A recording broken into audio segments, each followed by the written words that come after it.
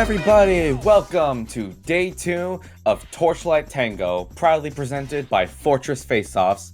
This is our 10th event, and as I say, this is day 2. Yesterday we had the quarterfinals and the semifinals. Today we will be closing off the event with the bronze match, the show match, and our grand finals. I'm joined here by my co-caster, Mr. Zach himself. He'll be your play-by-play caster, and I am your color caster, Quantum Sponge. Today we will be having some pretty intensive matches. We had some very good matches yesterday, and I'm hoping the teams have gone back to their little locker rooms, talked to each other, and figured out what'll be the best strategies, what will work, what won't work, and we'll just see who will take home the number 1 victory royale. Yeah, I mean, given everything we saw yesterday, I'm expecting to see a lot of new strategies. I'm expecting to see a lot of high ground play, a lot more than we saw yesterday. And I'm really hoping to see Sandstone get banned. Because that was definitely an experience watching that, and if you weren't here for it, you missed out on quite the oven strategy, if we call it. Yeah, as it's so lovingly named. There we go. Yeah, it's a bit of a broken strat. I mean, the one open doorway there is kind of broken. You can kind of just sit in there and melt everybody who ever spawns. So yeah. But it appears that we will be going through our bronze match very shortly. We're just getting the teams all set up. But our bronze match will be the Kitchen Staff versus Dino. 2 very great teams that we saw some excellent outings yesterday, and we're gonna see just who takes it home later this day. Yeah, definitely. We saw the Fire Nation and Pog, I mean, really just tear these people some new behinds, to say the absolute least.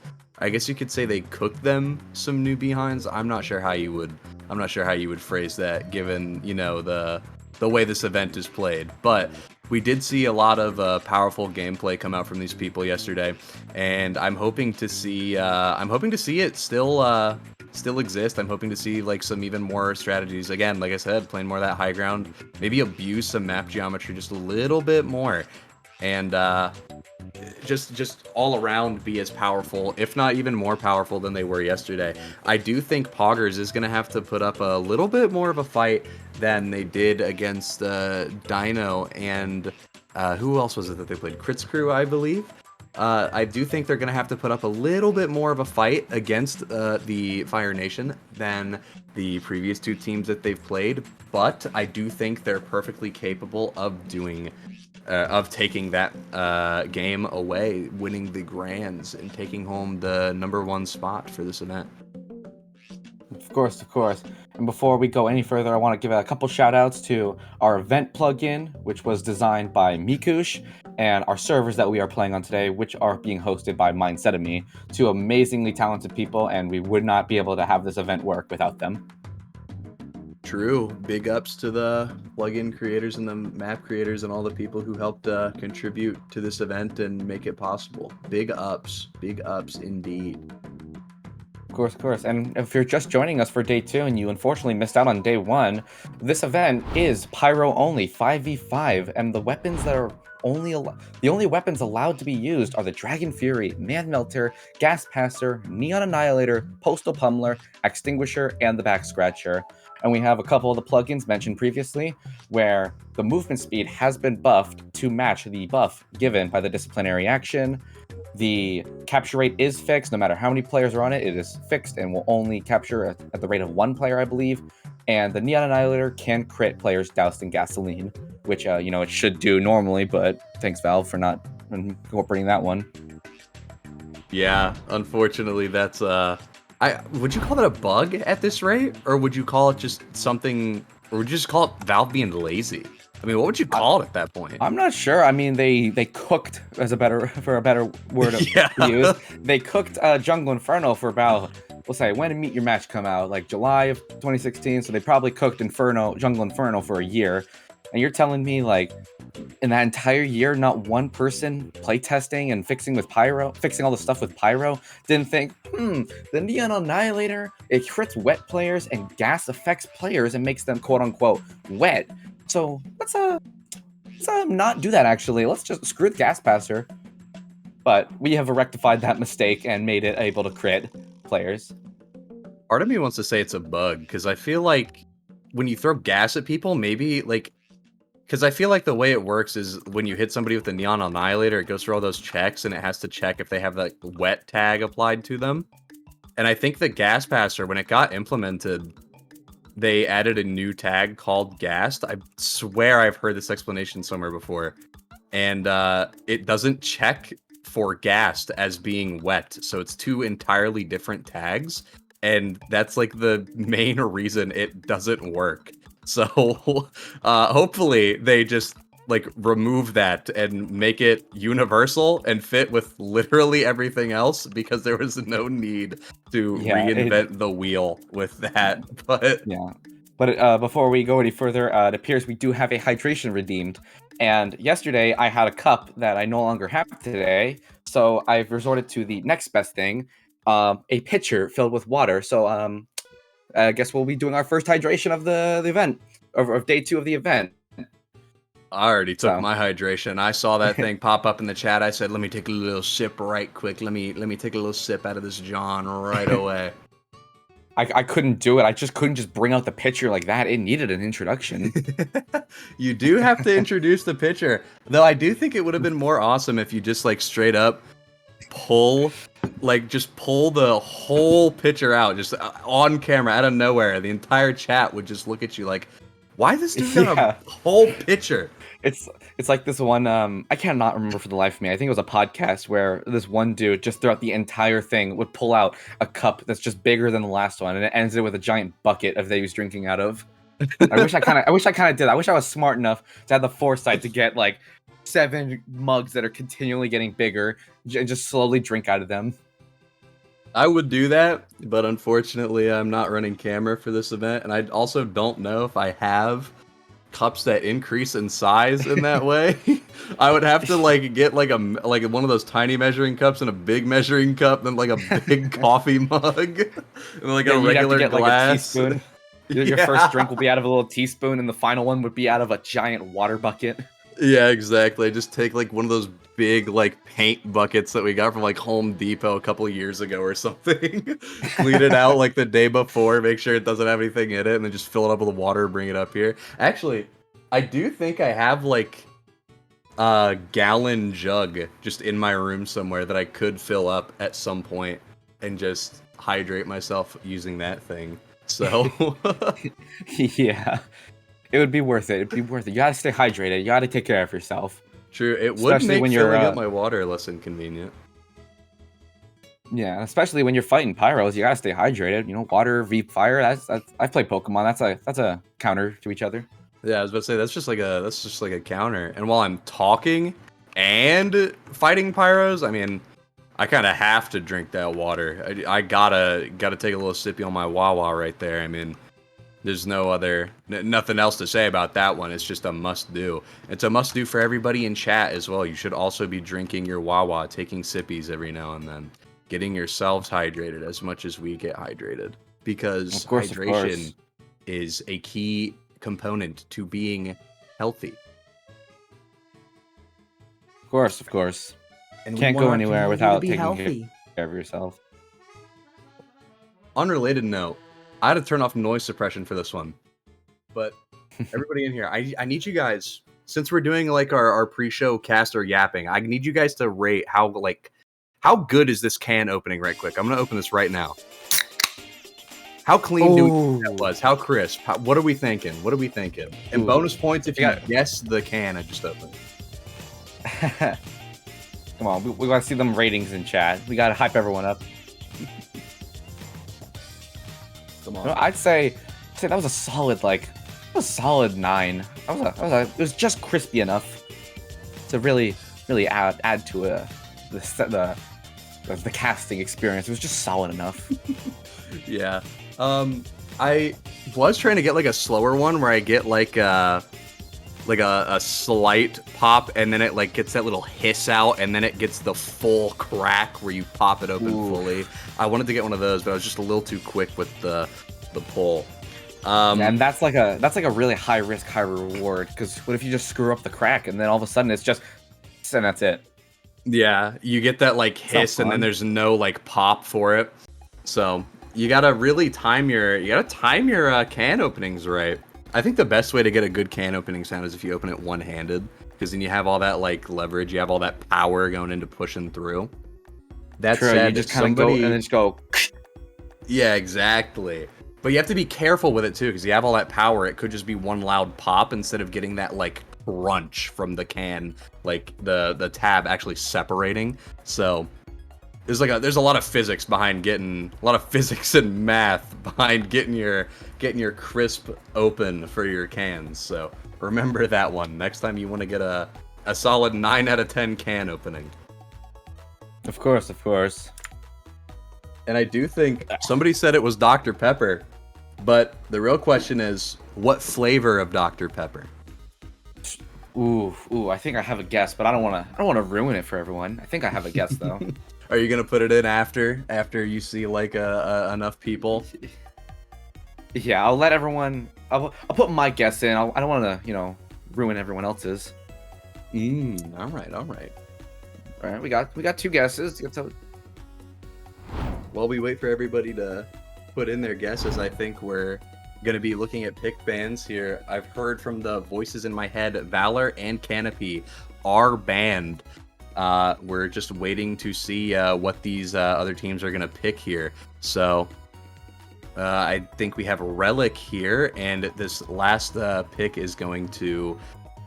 I feel like it's gonna be a really big decider. Ooh, Hanger. Oh, and Sandstone Honestly, is the decider. That's gonna be a very if we fortunately make it to a 3rd round, that's gonna be a very intense match, I believe. But I'm excited though to see Hanger, because NA bracket has not seen Hanger yet. I'm not sure about EU, but the NA has for sure not seen Hanger, and I am very excited to see it. Oh yeah, I was really sad the other day. I was very upset that I didn't get to see any Hanger gameplay. That map looked really fun to me. But yeah, we got Relic, Hanger, and Sandstone for our maps, and I'm not particularly excited to watch the Sandstone gameplay, but hopefully they gentlemans it before. Say no oven strategy, because ooh, wiping the sweat off my brow there. That's a little toasty. Have some respect on the team that just unfortunately didn't get the right footing they needed, and now they're just stuck in their spawn. Yeah, I mean, it's kind of a broken strat, I feel. I think very easily fixed by just adding like a secondary spawn, or maybe maybe if they like flank.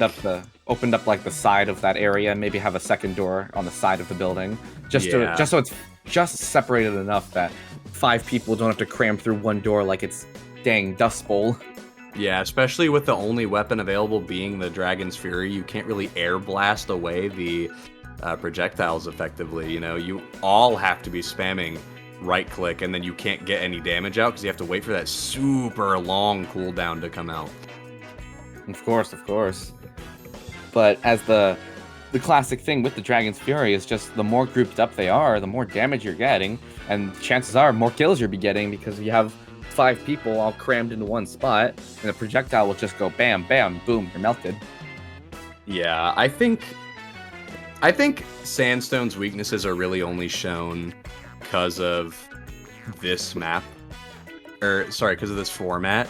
But I think if you had a demo man on this map as well, that would also be a little bit of a problem. Because I think 3-4 Dragon's Fury Pyros will be able to equal 1 demo man spamming stickies into that area, into the spawn. Yeah, you get like 5 of them. That's like 2 soldiers, 1 demo just sitting right in front of that door. You're basically playing. You got like a dispenser there. You can just constantly refill, and you're just over. You are not leaving that spawn. For you. I mean, I guess you could maybe try and get them to like waste all their ammo and play like a war of attrition, but even then, you're gonna be sitting there for a long time. And especially if So, they got the cap and they're just wearing down that time. 3 minutes is yeah, a very short time. especially in this format with the cap time being as fast as it is. But it's also a fixed rate, so I mean, if they're stacking people on it, you know that they're playing at a disadvantage. So, I think a lot of it comes down to just being able to recognize the weaknesses in the format, especially for Sandstone, because again, that spawn is definitely very, very big weak point for some teams. But Of course. I don't think we're gonna see anybody get ovened today. I feel like these teams are too good to get ovened. Especially after experiencing and seeing the oven strat for the first time. Now everyone's it's like a spy. Once the spy gets the stab, you're now aware of it. Once oven happens, you're aware of it, and you're gonna fight to prevent oven from happening. Yeah, that's what I'm thinking is gonna happen. I mean, even if they start trying to move in for an oven play, it's not gonna work out. I feel like if a team like starts to see you just walk up to like their spawn door like that, they're just gonna just run out immediately and try and take you down. Because Of course. I mean, really, all you have to do to take down that that forward hold there, the oven strategy, is really you just send all 5 people out. So It's just gonna be brute forcing it and trying to get more damage than the other guy. yeah, I mean, that's really all you can do. And with, how bright the Dragon's Fury particle is, it's going to be a little bit difficult for some to kind of get anything done with that. It's going to be a little bit difficult to see where you're going walking out of the spawn. But again, I think these teams are very, very good. I think these teams are going to be able to avoid the oven strategy on Sandstone, and it's also not even guaranteed that we'll see Sandstone. I mean, it is the decider, and this is a best of 3, so whoever wins these first 2 maps is going to be taking home the bronze for this event. Of course, and since we've been seeing Relic and talking about Sandstone, if the voice in our head could gladly, show up a little bit of a hanger, we could talk about some hanger action, since it never got a chance to see light yesterday.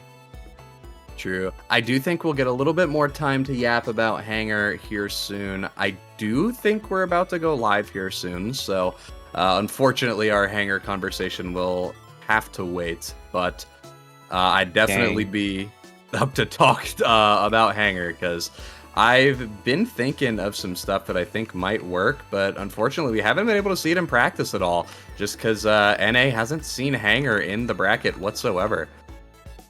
Of course, but seeing it, since it'll be the second map, I'm not sure who picked it. I wasn't paying attention to that. But depending on who picked it, may know more about the map than the other team, and maybe we'll see some unique strategies. But it does appear that we will be going live. This is Torchlight Tango's bronze match, deciding who will be taking home 3rd place for today's tournament. Yeah, definitely. And I'm going to be looking at the...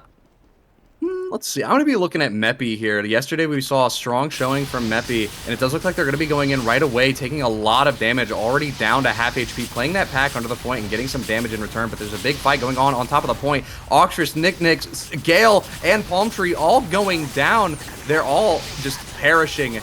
The might of the kitchen staff is just sending them into the abyssal plane. I don't even know what else to say about that. That was just a strong mid-fight, strong showing, big show of force from the kitchen staff here. And we actually do have, oh, what is this? I can't read this guy's name.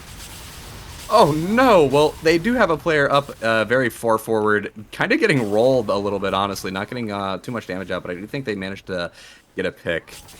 And they actually get a 2nd pick. What? No way. This guy's just fragging out under the point here, but it does look like we're seeing some on top of the point action. Kitchen staff has some very weak players that I don't think are going to be able to play around these packs, but blue team Dino is kind of just like not really getting any cap time.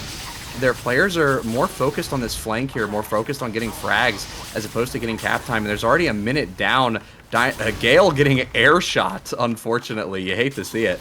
But we also have Nick and Useful walking right in front of the point here, right in front of this little mural, I guess what this is, the wall, whatever that is, right in front of the point. And they're just walking across, I mean, trying to get as much damage as possible. And blue team finally deciding they want to get some cap time on Nick and Oxtris fighting this man on point. It's now 5v1, but Sorted does manage to kill Nick just in time.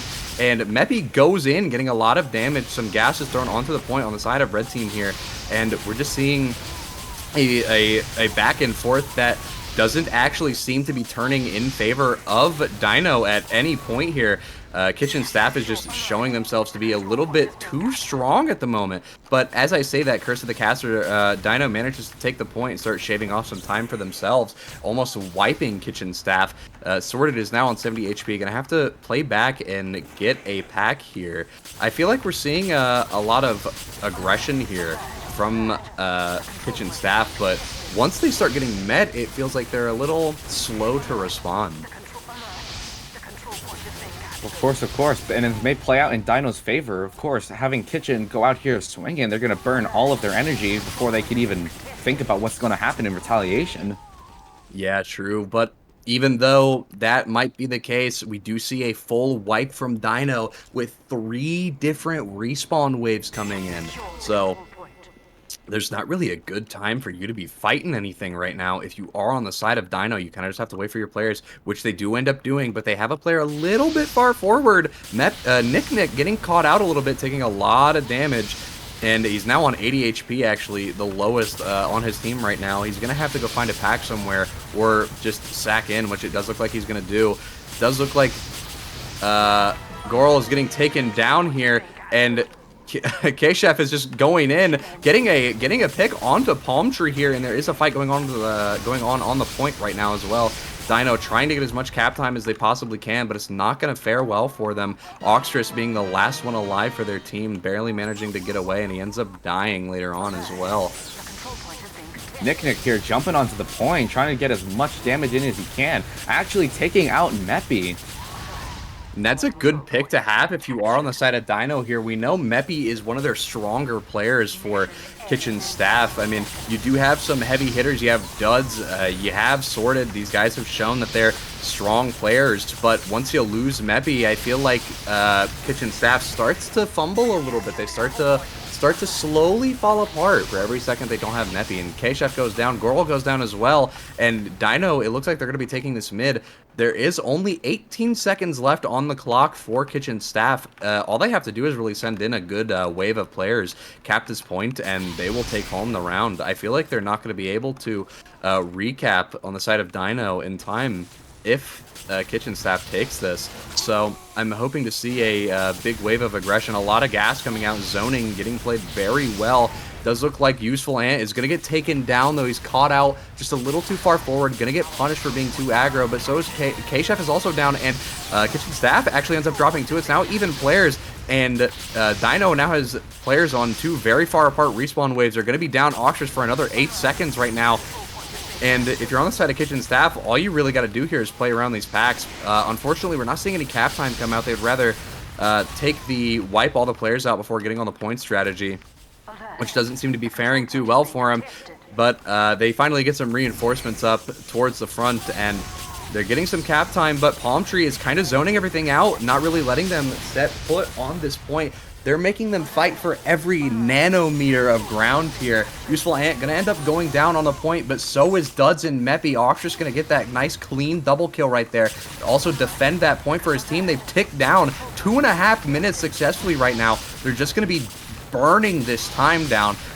I think this might be a little bit closer down to the wire than initially thought. Sorted gonna get taken out here. Goral not really noticing his teammate needs a little bit of help a little bit earlier, so gonna get taken down there. But Oxtris is also dead. It looks like Kitchen staff is gonna have the player advantage for, oh well, I say that, Curse of the Caster, and Duds goes down. Oxtris and Duds now on the same respawn wave, so We're not really seeing the aggression from Kitchen Staff that they need right now. With Dino being so bunched up on the point, 3 of them now below 100 HP, 4 of them now below 100 HP, and Nick goes down. Big push coming in from Kitchen Staff onto the point here, but they don't really have that much cap time. Right as I say that, they're going to get this crucial pick. The Pyro's air blasting him off, but he also gets air blast off. Gale is getting thrown around. Everybody's getting tossed around. Gale's just trying to sack in for the point now. There's not much else he can do, and it does look like we're gonna end up seeing some overtime on the side of Dino. And if you're in their position here, this isn't a very good spot to be in. You now have 10 seconds to just throw everything you have at the point. You're just gonna be entering a constant series of 1v5s. I mean, once this clock hits 0, there is no double overtime since there is no cap time from Blue, and it looks like this is gonna be a round for the Kitchen Staff. As we saw earlier, I believe Kitchen Staff is using a very sound strategy of just not stacking the point. There is no need to when the capture rate is fixed, so you can have more people pushing upwards and getting more ground captured away from the opposing team. Yeah, absolutely. I do like seeing this high ground strategy. Like I said yesterday, high ground on any class really is super important, you know, especially if you're running that Dragon Sphere. You got to treat it like it's a projectile mindset.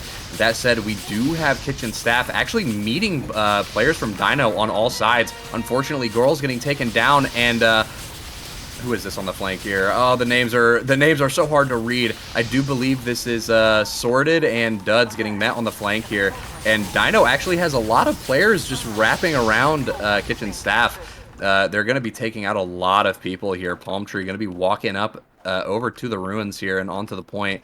They are kind of just stacking it. I do, again, think that they would be better off just leaving one guy on the point here instead of having a couple, because the less players you have on the point, you got to remember this is a fixed cap rate. So having more players forward just with one guy back is going to be super important. Meppy is going to be taking a kill here, going to get a free pick over on the side of Ruins over here, I believe. And they're just going to be wiping on the point here. Dino's going to be wiping on the point here, I should say. Going to get taken down by the afterburn gas. Oh my goodness, Meppy's going in today. No mercy. Really just becoming the oven. Personification of what the oven is. Gale going to end up going down very late death here. Not the kind of position you want to be in if you are Dino. But if you're Kitchen Staff here, you're sitting pretty. All you have to do is forward hold. You don't even have to have anybody on the point here. It does appear that Nick will be getting the early pick on Gorl, which will hopefully help them get this forward push out of this. And Sorted goes down as well. Will they be able to take out Useful Ant? He's on 1 HP. Somehow manages to live, and Oxtrus gets a pick onto K-Chef. This is going to be a mid taken for the side of Dino. Duds unfortunately getting air blasted off of a ruin. Oh no.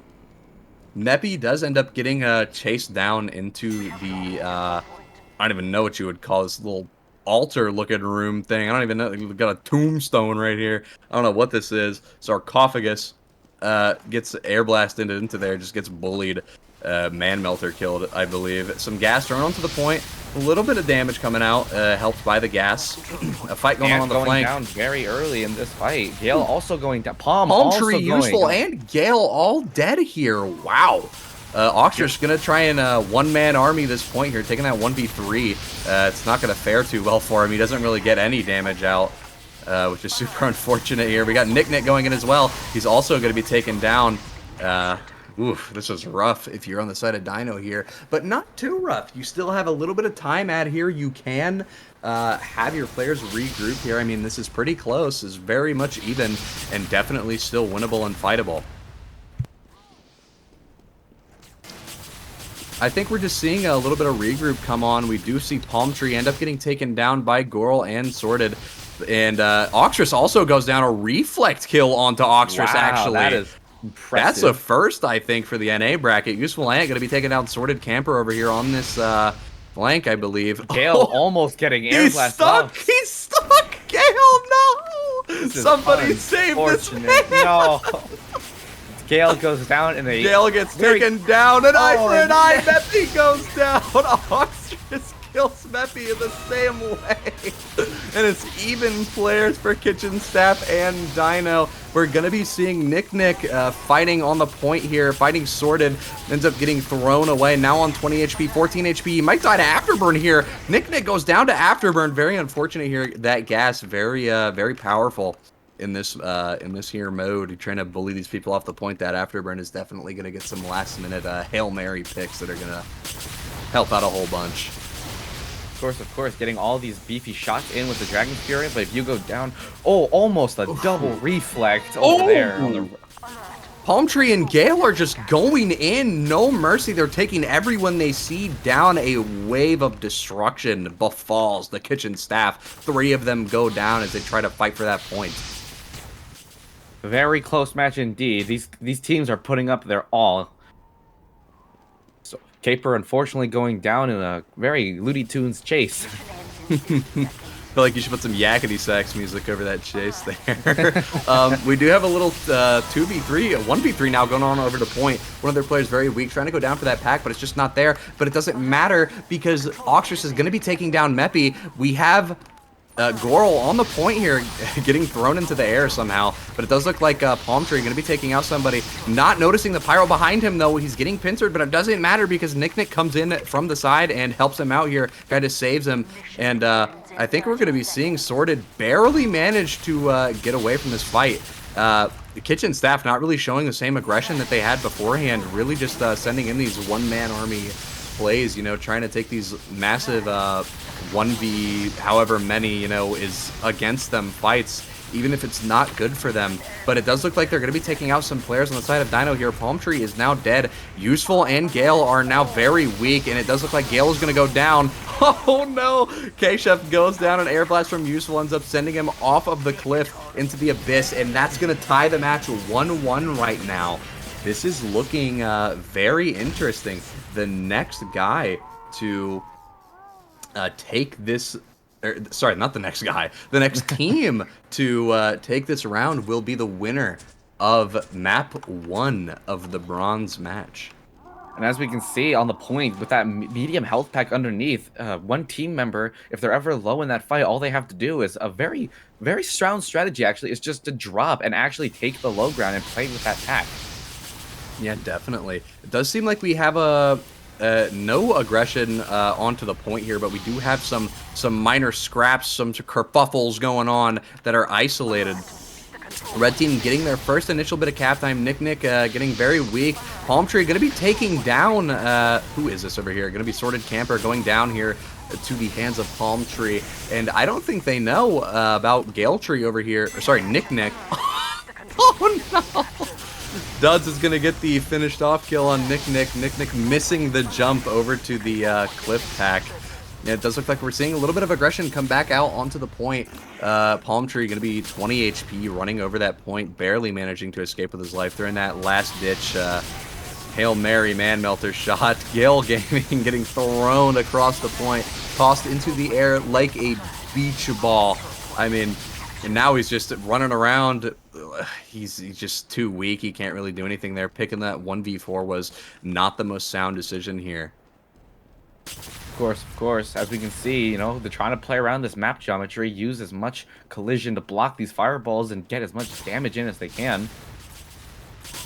Yeah, and it does look like we're going to see another little scrap going on right in front of the point here. Dino going to be coming away with that first pick, but Palm Tree and Oxtrus going to be super weak, going to die for this, actually. Nowhere to be seen for this remaining fight. A Man Melter kill onto Gale from Duds. A nice pick to have, but it does look like it's going to be evening out right here. They don't know about this Pyro under the point. Useful Ant is going to be walking up behind...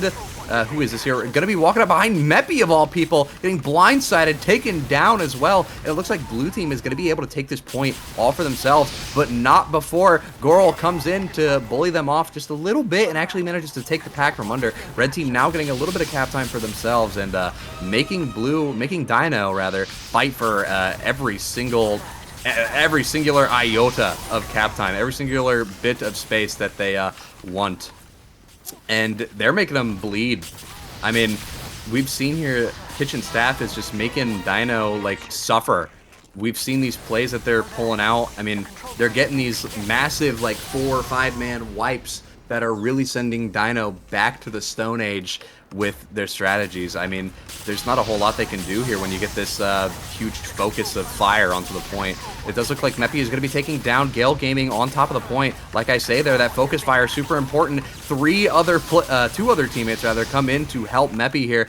Goral is down, but Useful and Gale are also down on the side of Dino. 2 different respawn waves and late deaths for that fight. It does look like we have... Who is this here on the point? We have Oxtrus very weak, getting it focused by 5 Pyros now, getting focused down by the entire team, somehow living for a very long time, but does end up getting taken down. Palm Tree now dead as well. Girl getting that kill. Meppy pushing them back a little bit forward, maybe a little bit too forward, honestly. But, I don't think it matters. They're getting this cheeky flank play. Going to be taking down Useful here, and he's not going to be a part of this crucial mid-refight for Dino to keep this time ad they once had. Does look like Nick also going to be taking a bunch of damage. K-Chef getting that nice gas hit onto him. Gale trying to take this point solo, getting a lot of cap time for his team here, actually getting K-Chef down with that kill, and looks like we have Goral under the point here, very weak, but managing to play around the respawn time of that pack, and this puts Kitchen Staff in the lead in terms of time here, but not by much. If we can see even like a slight bit of aggression come out from the side of Dino, a slight bit of coordinated aggression, we might be seeing... As Meppy gets Ox caught blindsided, as I was trying to say. Yeah, it does look like Dino is... I feel like Dino's taking a little bit of a few too many choose your own adventure, you know, ammo mod, MGE 1v1 style fights, but they are getting some cap time right now. Goral kind of just 1v3ing right now, somehow almost winning, honestly. Barely managing to survive right there, taking out Palm Tree by the skin of their teeth. We do have Useful Ant going down on the point here, and so does Oxtrus. Dino wipes for this here, and this is going to be 30 seconds left on the clock until Kitchen Staff is crowned as winner of Map 1. Does look like we just have a standard like forward bust coming out from the right side here. Nick goes down very early into this push. Yeah, this is not good if you are Dino right here. They do end up taking 2 down. Dino taking out K-Chef and Meppy, though. This might turn out well for them. They don't know that they have a player on the point. Oxtrus is getting some cap time here, and the only 2 players to contest are weak red players, but Sorted coming in with the clutch, saving the round. Very impressive plays from both teams, actually. But this does look like that Kitchen Staff will be taking the first match, or the first round on Map 1 of the bronze match. This will lead us into Map 2, which will be Hanger, a first for the NA bracket. And we're going to see just if Dino can really pull everything together and get that second round they need, and hopefully push us to a good old Sandstone as the decider match. Or this is the decider map, unfortunately. Sorry. Yeah, it will definitely be interesting to see some of this Hanger gameplay. I mean, or sorry, not even Hanger game. Well, yeah, Hanger gameplay. What am I talking about? English is hard. It will be interesting to see some of this Hanger gameplay. Again, it is a first for the NA bracket, so I am excited to see what these teams are cooking up. Looking here at these logs, I do think these logs are broken. Actually, it only shows 5 minutes and 0-1. We'll have to, right. We'll have to let the voices in our head see what we do about this. Yeah, I don't think this is. I don't think these logs uploaded correctly, because. Oh, if you if the voices did provide a link. This link is working for the logs. Ah, okay. Let me find that, John. No, I do think the logs are still a little bit, it does appear a little bit brokey sauce, but I mean, who needs the logs? I mean, what we saw right there was a lot of dominant gameplay from both sides, but it does look like, you know, Kitchen Staff was a little bit just more prominent with their aggression. So. Yeah, if I were to say one thing I believe Dino needs to fix, it would just be they need to be a little bit more coordinated. As you were saying, they're taking too many 1v1s or even 1v2s that they just cannot win. As they need to understand that kitchen staff is very aggressive when they hold. So they need to try and take less 1v2s and being able to catch out these players that are trying to push all the way up. Yeah, I feel like these players on Dino, I think they're a little bit too confident in their ability to just murder people. And while it is good to be confident in your ability to take these ego fights, you can't always be taking these ego fights. And excuse me, we are noticing that we're noticing that they're just taking a lot of 1v2s and putting themselves in some super unfavorable positions that end up costing their team either point time or sometimes costing them rounds. I mean, we saw for that first round that one of their big plays was they would just keep sending players in, and at some point that they had no other choice. They had to be sending people in. So strategies will like change depending on the amount of time left on the point, as they do in, standard, competitive like 6v6 or Highlander. The strategies will change depending on how much time is left on the point and if you need to just throw yourselves over at it. But what I'm noticing from Dino is that they tend to lean towards a strategy of always throwing themselves on the point as opposed to playing around it like we see kitchen staff do. Of course, we always see kitchen. They more secure their point rather than fight for their point and secure it by taking out the enemy team, so they can make sure they guarantee the cap. While Dino, we see just kind of throw themselves and kind of do a hope and prayer that they get this point and rely more on their DMing skills rather than their. Well, I guess they're still DMing, of course, but they're relying more on just their ability to take out the players on the point rather than kind of securing it by taking out players before rushing the point. That said, I do think we have some interesting developments going on in chat right now. Because Meppy was not actually rostered for this event, this match is going to get redone. So we might see another round of Relic here because, well, Meppy apparently was not allowed to play, and they were not technically allowed to be a ringer because they weren't even in the event on any other team. So that's kind of interesting. Very interesting. I don't think I've seen that on Fortress Faceoffs before, but I could be wrong. It's been a long time now. Yeah, I'm a little bit surprised here that they would want to do a redo for this map. I mean, with it being as close as it was, maybe, they're thinking, all right, maybe, just maybe, they were maybe they were getting carried by Meppy, but I don't know. Well, we'll have to see. We will be seeing, of course, the rematch, and we're going to see just if Dino can now take what they've learned from this sort of, I guess, warm-up match, if you want to call it that at this point, and just kind of see if they want to change up their strategies against Kitchen and be able to just secure this win for the round. Yeah. Unfortunately, if they can't find a ringer here, they are saying they're running short on time, which does kind of suck. A lot of them have like work. One of them said it's 23:51, which is 11:51 for you 12-hour formatters.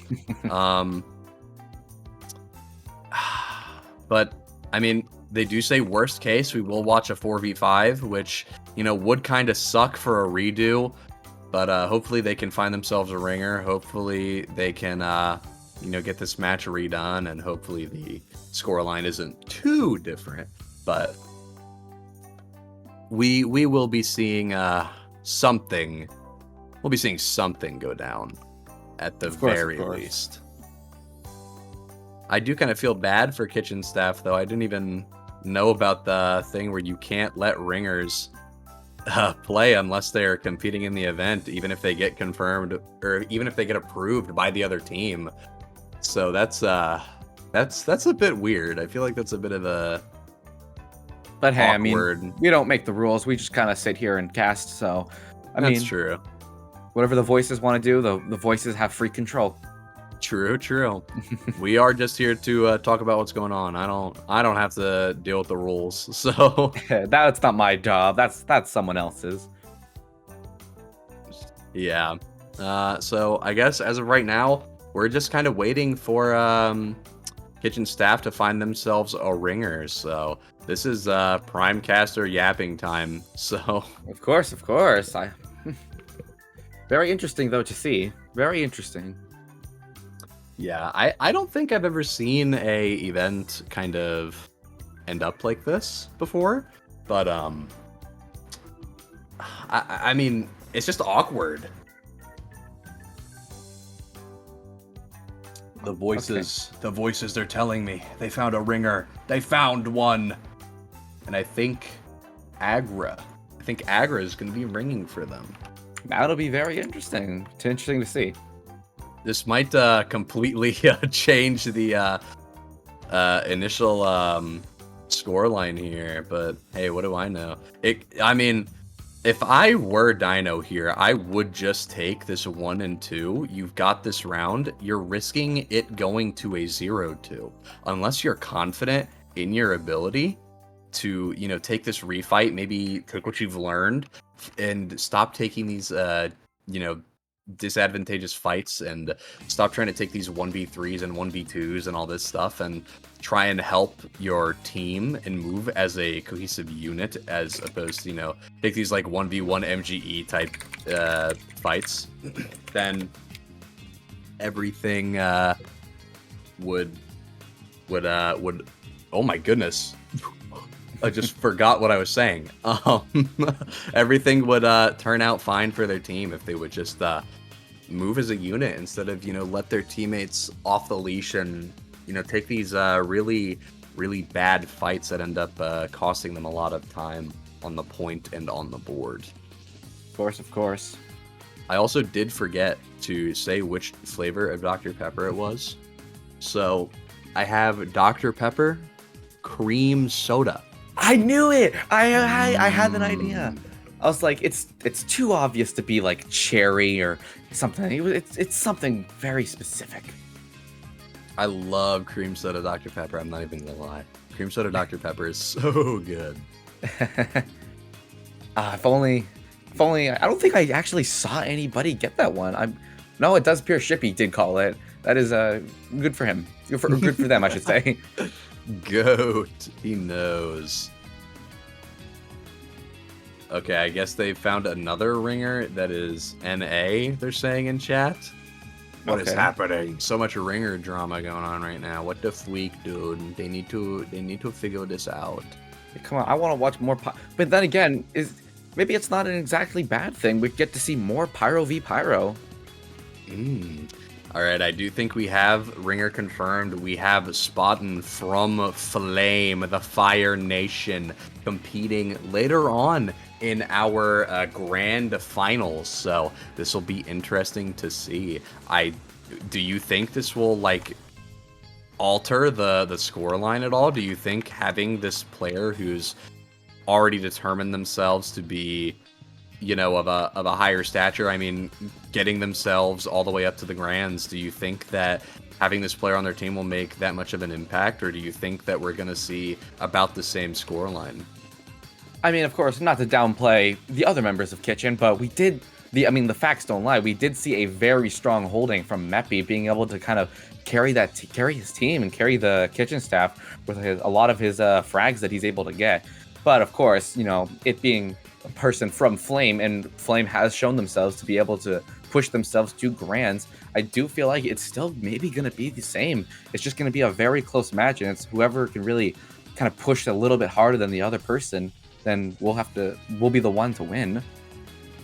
Yeah, I do think that, again, I do think all these players, not to discredit any of them, are doing very well, but having that player from Fire coming in is going to be very, very good for Kitchen staff here. It's going to give them a little bit of I think a little bit more of a boost. And I mean, Kitchen staff getting another powerful ringer is definitely going to be something that's something to be seen. I think we're going to see I think we're gonna see him make a lot of plays. We're gonna see this guy be making a whole bunch of plays. That's what I think is gonna be happening. Of course, and of course, like we were saying, if Dino takes what they've learned from this first outing in this first round, or this first match, I should say, and able to change their strategy and kind of develop more strategies based on how kitchen staff has shown to play, maybe we'll be able to see more of an opposite hold where, you know, kitchen staff will be on the back foot and Dino will be pushing up on their forward hold. But who knows? We'll just have to wait and see how they play. I really, really, really am hoping to see these teams realize that stacking the point is not effective. I do know that the standard Koth mindset is, you know, throw as many people onto the point as possible so it caps as fast as possible and you don't let them get any extra time. But because of the way the cap works, you can't do that. It doesn't work that way. So I really, really hope to see some of these teams recognize that and have one guy cap this point and have 5 people go forward. Of course. Or sorry, 4 people go forward, not 5. And as we saw yesterday, you know, just because they're getting, you know, 500 points of damage over the course of a round doesn't always equate to kills. So if they're more guaranteeing kills, they'll be able to more secure these captures that they really need. Yeah, definitely. I'm really hoping to see Dino maybe pull some new theories, up, but I'm not too certain. I'm not too sure of what's going to be happening there. So hopefully Dino is able to switch up their strategies just a little bit and decide that they want to make something happen on point instead of trying to play around it as much. I feel like that's another one of their big problems is they play too much around the point as opposed to on it. And if you are in chat, it does appear that we do have a prediction going off. So, you know, gambling. No, I never. We here at Fortress Faceoffs do not endorse gambling unless you win. Then gambling is very fun, and you should always participate. I actually have something for this. I need to open my notepad. Hold on. I actually have a chat message for this specific. Oh, it's emote only chat. He did this right as I bet it. Wow. I mean, do you have powers to override that? I don't think so. I guess you'll have to wait for it to. Yeah, I'll have to wait for it, unfortunately. But I think I'm gonna go all in on kitchen with my money here. With my, what are these called? Fortress funds. Yeah, the Fortress funds. And, you know, as our lovely voice in our head, one of them, Agra says, you know, if you do follow, you do get access to some emotes for this very convenient emote only mode. You don't want to walk out here having other emotes. You want to walk in here having Fortress Faceoffs emotes. It does look like we have teams confirming they're ready. Kitchen staff now rupping. We're just waiting on Dino here, so the match is going to be going live sometime here soon. So hopefully we see some action again. Does kind of suck that we've got a double cast on Relic, but you know, we'll get to Hangar soon enough. It'll get its moment. Of course, yeah. We don't want to override Relic's time in the spotlight. We got to enjoy it. We got to bask in its lovely details. We've got to relish in the Relic. I do think we're going to be going live here in a couple seconds, so just waiting for the message to come through on our end. Right as I say it, so I summoned it. We are going live. 1 second, and here we go. The match is now starting. The refight has begun. This is take 2 of the first map of the bronze match for Torchlight Tango. Going to be very interesting seeing the strategies that Dino decides to pull up. It does look like Octress already going to go down. K-Chef and Spottin taking him out over by the Relic. But Nick is taking another 1v3. This is the same thing that we recognized earlier. That was a horrid decision. Palm Tree going to be taking out a nice kill, though. Spottin going to be trading for Nick. Useful Line going to be trading for K-Chef. Goral going to be trading for Useful. Oh my goodness. Gale going to be trading for Goral. So many trades going on right about now. I mean, if you're Dino here, you should be pushing on this player out. You should just be having 3 of your players go for these 2 players on the point. They're right next to each other. You get those hits, you just win. One of those Pyros is coming up so from behind. weak. Duds 4 HP. barely making it away. If I was Gale, I would recognize that this player is running, and I'd try and chase him down for that pick. Yeah, I would definitely have tried to hunt that guy down. It does look like K-Chef ping spiking a little bit. You press tab, he's got 400 ping right at the moment, so unfortunate for K-Chef, but the show must go on. We do see some fighting going on just behind the point here, and it's not looking good. Man melter kill by Nick on spot in. Oh, that is not something we expected to see today, I don't think.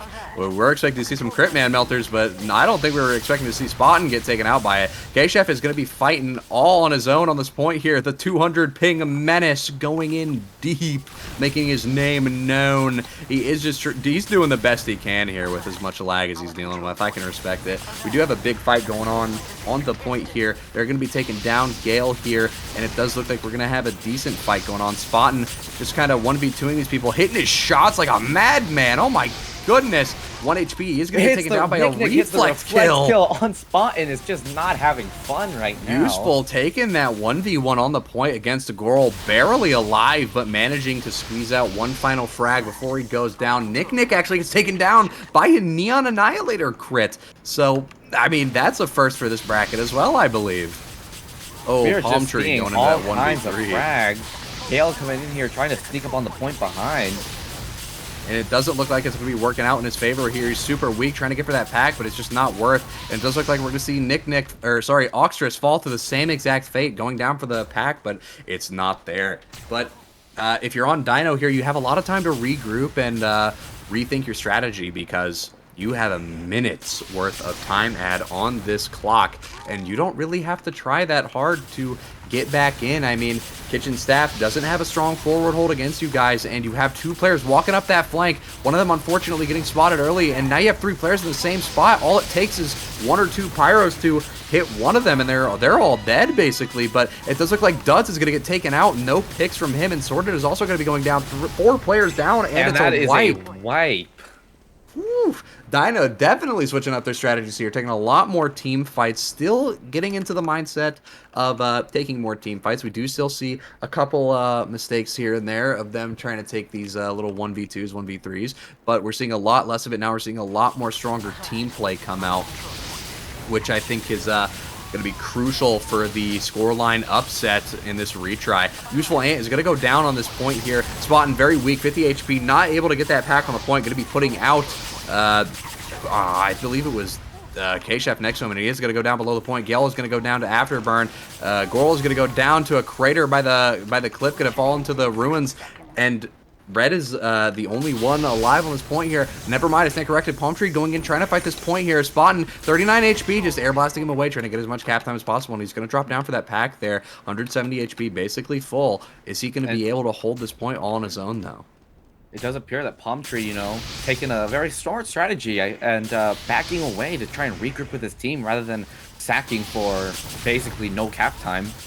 Yeah, this is like a polar opposite of what we've seen Dino do in that prior match. We saw them always try and go for those silly little goofy plays where they take those 1v2s, but they seem to be realizing, hey man, this isn't working, we've got to adjust our strategies. And as we're saying that, it does look like they're trying to take as much cap time as they can off of this point, but it's not going to be worthwhile for them. Going over to their spawn here, it does look like they're just playing around, waiting for players to come up, but Useful and Palm Tree are slowly creeping their way towards the flank, but they are spotted by Sorted. They do know that they have some flank presence. Spaten just trying to get some man melter shots off on the left side here, looking at it from red half of the map, and it looks like they're going to get 3 Pyros onto the point on the side of Dino, but they're all weak and they're down a player. They end up taking out Goral, and Nick and Oxtrus go down, trying to cap time on that point, but it's just not working out for him. Spaten going to be air blasting this guy off of the point as well. He's just going to be taking this fight all on his own, taking out Gale,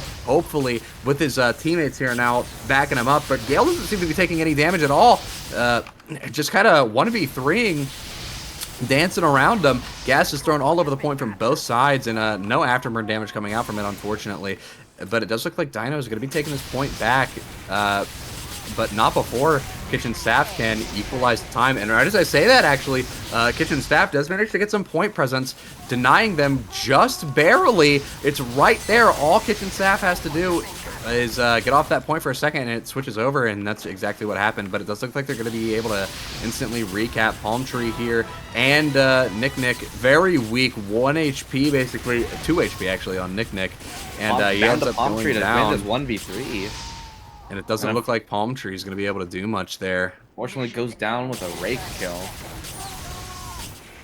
But Kitchen Staff also didn't have that many players on the point, so the times are going to even out here, and it actually looks like the time is going to be going in favor of Dino here. They get these players on the point, they start air blasting people off, and it's only Goral that's contesting the point right now. Spawn all the way over on the ruins, not doing very much to contest right now, rather air blast some people than use his Dragon's Fury, which is bit concerning. You've got to get this cap time, you've got to get these kills, you've got to secure these frags. There's only 2 players left on the side of Dino, so it's not like it's taking that much work.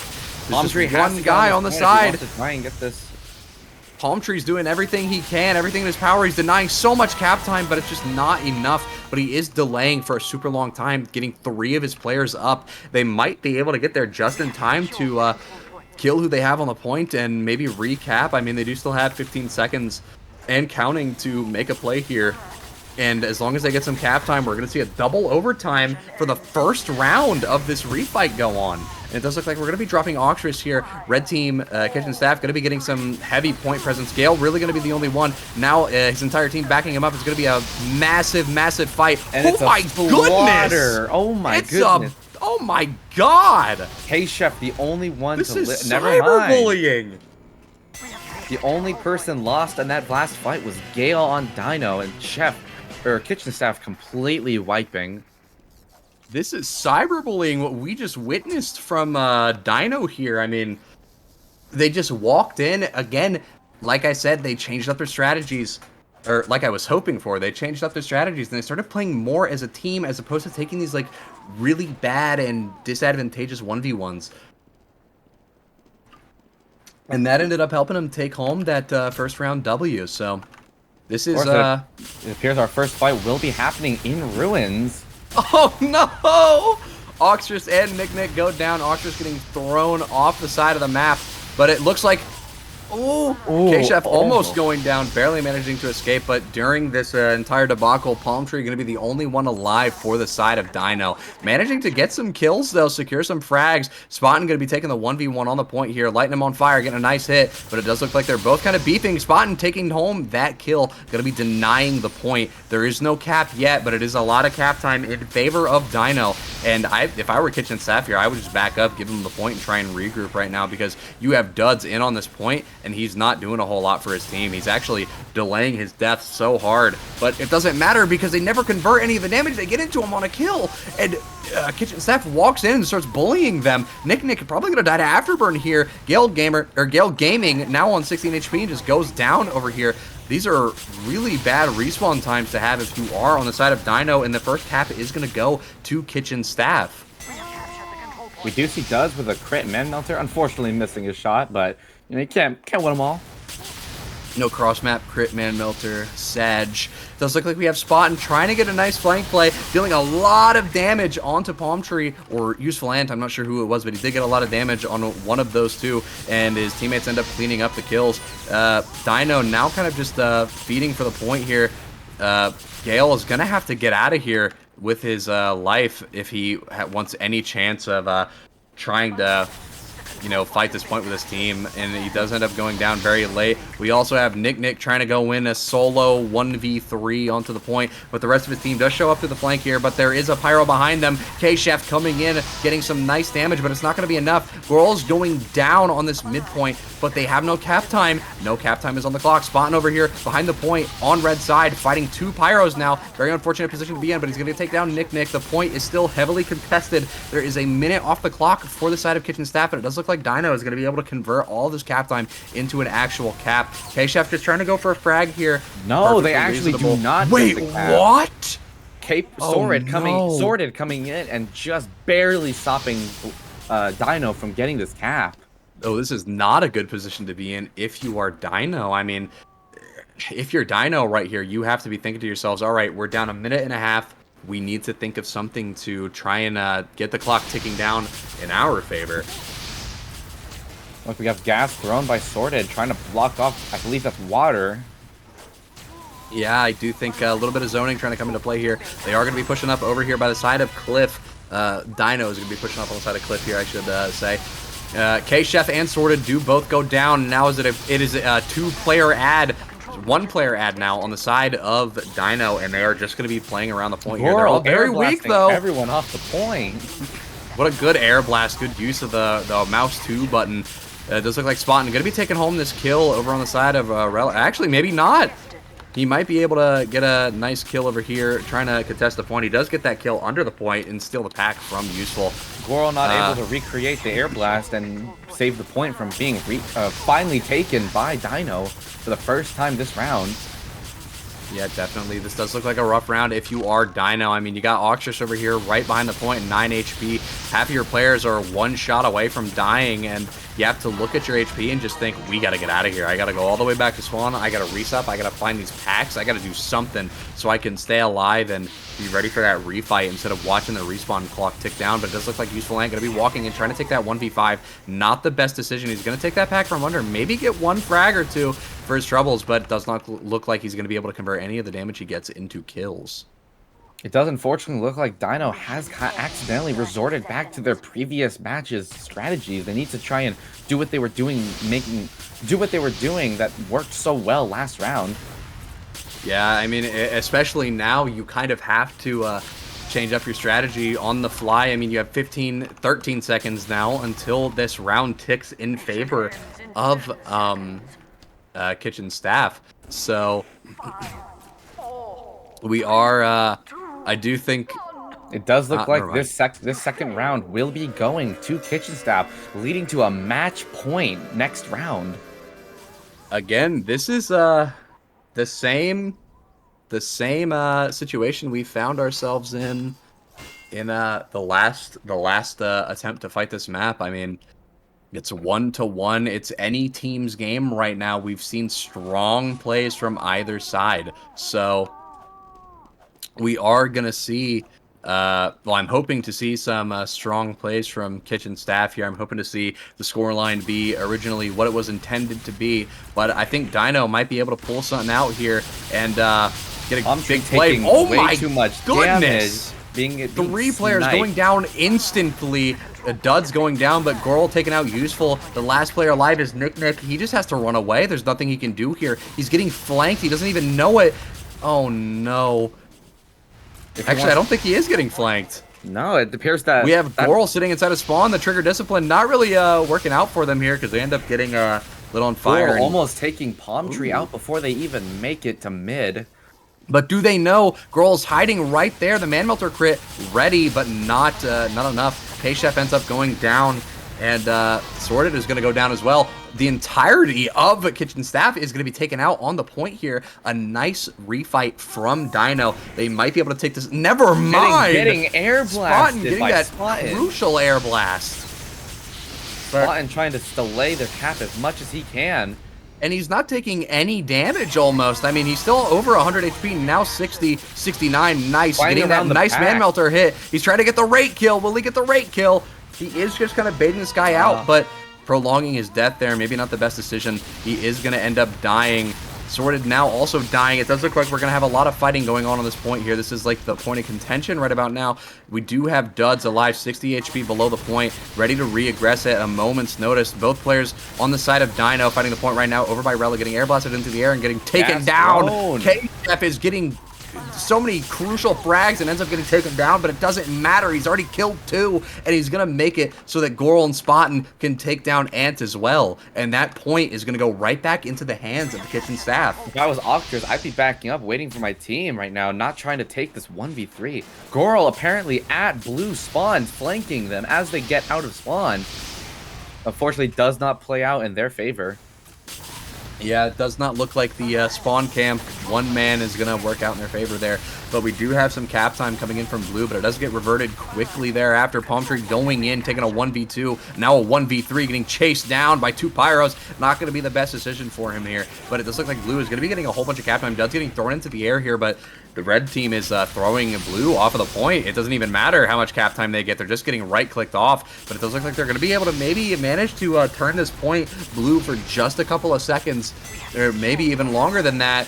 K-Chef coming in, getting a little bit of cap time for red, and it does look like Spot going to be hunting down Useful over here. K-Chef going down in a fight for the health pack. Oof, doesn't look like this doesn't look like a good regress for red here, unless you take into account the health of blue. I mean, blue, all red has to do here is walk forward and left click on the correct people, and they'll get like 3 free picks right there, which it looks like they decided to, you know, take action on. Does look like we're going to see Goral take down a bunch of players there, get a nice free pick under the point, and fight for that pack. Doesn't end up winning for it, but will get some nice picks. Get another crucial pick over there by the Goral, flank window. In a dream. Palm Tree going to be defending that point almost single-handedly. Spotting going in, taking down Gale and but not Palm Tree actually. Oxus coming in to help Gale, and they take down Duds and Sorted. Palm Tree getting that solo. Oxus getting the solo on Spotting, and Goral was going in all on her lonesome, just taking that 1v3. Not the best decision to take right there, and that does put the timer in favor of Dino. We have a good stare down between Chef and Ant over here. Mission ends in 60 seconds. It does look like we're going to see a lot of stare downs right about now until an actual fight decides to come through. Nick going for the taunt kill. What? Oh, no. That may have just costed his team this refight. Yeah, I do think that might have actually cost them the refight, because they're now down 3, down 4. Useful is the last one alive, and he goes down. Wipes. Nick dooming his team for the taunt kill. Was it worth it? No, I do not believe so.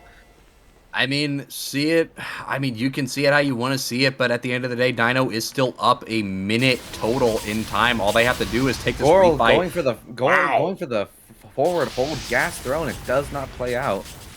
Yeah, I don't think Goral going for this solo forward hold is the best idea, but if you're really that paranoid about them coming on the flank, you should just have at least another person with you. It does look like Dino is going to be able to reaggress here, already taking down 3 players on the side of Kitchen Staff, and they're just chasing this one guy out. They're not really paying attention to the point here. They now have Pyros flooding into that point, trying to get as much cap time as possible. Spot and does end up going down. It does look like the point is going to go back into the hands of Dino. This might be an upset. This might be a mirror of the previous round. Yeah, it does look like we may go into overtime if Dino can just win this next fight coming up. Taunt kills going off one more time. He might just get it. Who knows? It does look like red team going to be able to walk in. Oxus going down. Goral going down as well. Gale and Palm Tree getting a nice assist right there. But there's so much gas on the point. It doesn't even matter, though, because there's no Pyros there to help make use of it. Dino is going to be wiping right here. It's a 2v1 on this point right here. Now a 1v1. Gale getting air blasted away. Palm Tree walking in on top of the point. The point has fallen into the hands of Kitchen Staff, but there's nobody on Kitchen Staff to help contest the point. And there's one Pyro just sitting on top of it, and the point's going to go back to Dino. Wait a minute. Wait a minute. If Gale goes down, if Goral can just get this point. Oh, it's unfortunate. It does look like off the point there. Does look like Dino will be taking round 1 of the bronze match. That is a little bit of an upset. I mean, it is a mirror of what we just previously saw. So, I mean, man, I wasn't expecting it to go that way. I just lost all my Fortress. What is it? The Fortress funds. Yeah, I lost them all. I thought it was going to be Kitchen Staff W yet again, but it does. You never know, because this was match 1 of. Or this was round 1 of the bronze match. Dinoco, all they need to do is just win this next match coming up on Hanger, and they will take the bronze match. But if Kitchen Staff comes back swinging and wins this second match, we will go to the decider on Sandstone. Yeah, I am excited to see the Sandstone decider. Well, I'm more excited to see some Hanger, but of course. Maybe we'll get a chance to talk about Hanger, but you know, you never know. You never know. It does look like we may be able to take a look at the logs if what I'm hearing in my head is correct, the voices. Yeah, I do want to pull up these log words. It does appear that the right logs here. will be working. Yes, the logs are working. We can actually take a look at some of these stats. Let's go. As we can see, it does appear that Palm Tree way out in front of the rest of his team with 34 kills with a solid 2.1 KD. And a nice 497 DPM, almost pushing it over the edge to that 500 mark. And like we said earlier, we see a lot of damage coming out from the side of Dino, but they're not converting it to kills. They may have won the game, but overall, Red actually has more kills, 97 to 79, and with more damage in general. But it just wasn't enough. They didn't play around the point quite enough, and Blue team decided they were going to exploit that to the best of their ability. So, I mean, like I was saying, damage doesn't always equate kills if you just can't capitalize on it. And as we see, Red getting 23,000 damage, only 200 damage more than Dino, but somehow having an extra 20 kills, which means that they were capitalizing more on these damaging, capitalizing more on the damage that they were dealing. but at the same time, it shows that they were too focused on the frags and not focused enough on the objective. You can have so many kills, but you can also be a little too focused on them, and it could end up costing you the match like we do see right here. They were just a little too focused on padding out the logs, getting some nice and crispy stats, and you know, they may get those good logs, they might get that kill lead, but at the end of the day, they don't have that round. So as it stands, Kitchen staff is 0-1 for the bronze match right now. Hopefully they can pull themselves together for the hanger match. But if not, we're not going to see Sandstone, and we're going to see Dino take home the bronze. And of course, before we go on, it does appear that we do have a donation from Ringer, a Ko-Fi donation. And of course, you know, we are an organization that runs purely on hopes and dreams, of course. And if you do want to support us, if you have Twitch Prime, you can always sub to the channel. And if you always want to do a one-time donation, you can go to Ko-fi and buy us a coffee. But it's never required. You never need to do it to watch our amazing tournaments. But, you know, like I said, we do run on hopes and dreams, and we can't always hope and dream if you want to see Pyro v Pyros. As I say that, Shoal with the Prime sub, thank you very much. Thank you for subscribing, and you can also now enjoy our wonderful heavy emotes.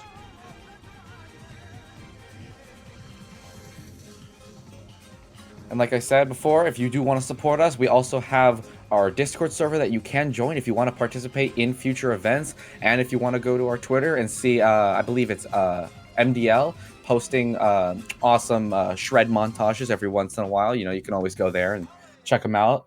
But we can always go there, and like I said before, one-time donations with Ko-fi, and if you want to have Twitch Prime or anything like that, you can always sub to the channel to support us. True, you got to remember, support the channel, support Fortress Faceoffs. I mean, support financially, and you know, just by word of mouth, telling people about the events and the server is what keeps things like this going. We would not be able to cast this event if you guys didn't show your support. So, I mean, I'm not part of Fortress Faceoffs, but I still thank you because I get to cast for them if you guys keep this stuff up. So, of course. That said, we are on Hanger here. First time seen in the NA bracket. Which will Hanger, be very I interesting. think, I loaded this map up for a little while on my own just to, you know, walk around it, get familiar with things. And this map seems very linear. I think there's really only going to be one doorway that people decide they want to come out of. But we do see that there are the entire one side of the map all leads to the point. But if we go through this baggage area, it allows you to go all the way to the other team's, basically their spawn, and be able to get these flanks, which we don't see very often on some of these maps. True, we don't see such a direct line to the other team's spawn, like, at all, half the time. So it is quite interesting that this map allows teams to do that. But it really begs the question, how often do you think we're really going to be able to see that path get used? I mean, I don't know if, you know, it's going to be all too effective, especially considering most of the fighting is going to be taking place on that point. Maybe it's maybe it's a case like on Relic where you can maybe run somebody around the side and then have him come out behind and maybe pinch the team. But what I am noticing, though, I am noticing that unlike Relic, there is not a giant health pack just on demand on the point. You only have that small health pack in, I believe, Tower, and there may be a small health pack in the plane, but I am not sure about that one. I believe there's 2 small health packs in the plane, so we might be seeing some interesting gameplay decisions come out of this. I do think the rotating into the plane here is going to be a little bit awkward, but yeah, very, very tight squeeze. So if anyone wants to go in there, the other team can capitalize on that and just go to the door and block them in and start burning. Yeah, I mean, even if you have like one of those doorways open, you're still gonna get cooked from the guy on the other side. Because I mean, the Dragon's Fury projectile is just small enough so that it can fit through the entire doorway. You will get melted. You will get that's like the oven of this map. This is like the oven of this map. Of course. You know, and hopefully, you know, if this match goes in Dino's favor, we may not even see the oven in the bronze match at all. Which, you know, take that as you will. That may be a good thing, depending on if you're on the winning team of the oven strategy. Yeah, it is a little bit, you know, dependent on what side of the oven you are on how enjoyable it is. But I feel like a lot of people, even if they were winning, would be like, man, this is dumb. And from what I'm reading and what I'm hearing is the plane is actually cursed, apparently, and projectiles will sometimes just have that weird bug where did the projectile actually exist? It's eaten up, and you never know. Oh no, is it like the gully wash stairs on 2? It may be. So maybe the plane will actually be a safe spot, depending on if that projectile lands. It's like it's Schrodinger's projectile. It's either there, it's both there, and it's not there. It's in that state of superposition. It's like you have to observe it to see if it's really there or not. You gotta look right at that thing. So somebody goes to the plane, you gotta get the camera on him so we know if the projectile gets eaten or not. Of course, you know. And depending if you want to risk it, do you want to risk and chance? It's like a sniper sightline. Do you want to take that chance of the projectile hitting you? Or do you want to chance that sniper sightline to go for that health pack? Yeah, I mean, and even if there's health packs in there, it's only 2 small ones. So I mean, it might be beneficial for you in the short term, but you have to also think that like it's 2 small packs. What is this really gonna do for me? What more is this really gonna do besides give me like 80 health at most, if even, right? Like, this is less than a medium pack. This is less than this is less than anything ever at any point. This is just the smallest tiny little tidbit of HP. And given how much damage the Dragon's Fury does, I just don't know if it would be enough to really help you out if you ever get caught in there. Of course, and like we were seeing on Relic, maybe a new strategy that I am seeing with Doctor in chat would be running the Rake just to get as much value out of these health packs. If you don't know, the Rake does nerf your healing ability with meta beams, but of course this is Pyro v Pyro. Medics don't exist in this cruel world, so running the Rake will boost your health when you pick up from a health pack. I think it's a 25, maybe 20%, 25% buff. So grabbing those small health packs, those 2 small health packs with the Rake may buff it just enough to maybe even be more than a medium health pack. Fair point. I didn't even realize that. Yeah, I'm looking at it now. I think it's 25% damage bonus, but you get 50% more healing from health packs with the back scratcher equipped. So that is interesting. I did not actually know that. Yeah, not a lot of people remember the Rake. They only use it maybe in medieval or any gimmicks they may be running in any pubs and everything, but because that 50% healing penalty against medics just really hinders your ability. Say you're running on the front lines, you need health, can't get it, but here it does not matter. There's no medics, there's just health packs. Yeah, it doesn't really matter at this in this kind of event where you literally can't get beams. So, I mean, getting that extra bit of health would definitely be useful, but that also begs the question of, you know, who's really going to benefit from that? I mean, you're going to have different playstyles. You're going to have people use different melees, but you know, that said, it does look like we are going live. This is map 2 of the bronze match, Kitchen Staff versus Dino on Hangar. First time seen in the NA bracket. This is going to be an interesting match. I'm going to be taking a little gander at Useful here. Already opting to try and walk in through the little cubby here, but he's not really going to get anything out of it. Already on 40 HP and going down to Steve, Quirkle, and Goral. And they actually end up taking out 3 already. If you're on the side of Dino here, you just have to back out. There's a big fight going on in the baggage area, and it's just not not working out in their favor here, because Steve Quirkle is going to end up going down as well. Palm Tree going to end up getting taken down by the Man Melter from Duds, but they are starting to do a refight here. Useful Ant getting some nice hits onto these players on the point here, getting a nice flank in, but his players aren't really there to support him. He's now on 100 HP, taking that afterburn damage. He's going to have to back away before he gets taken out.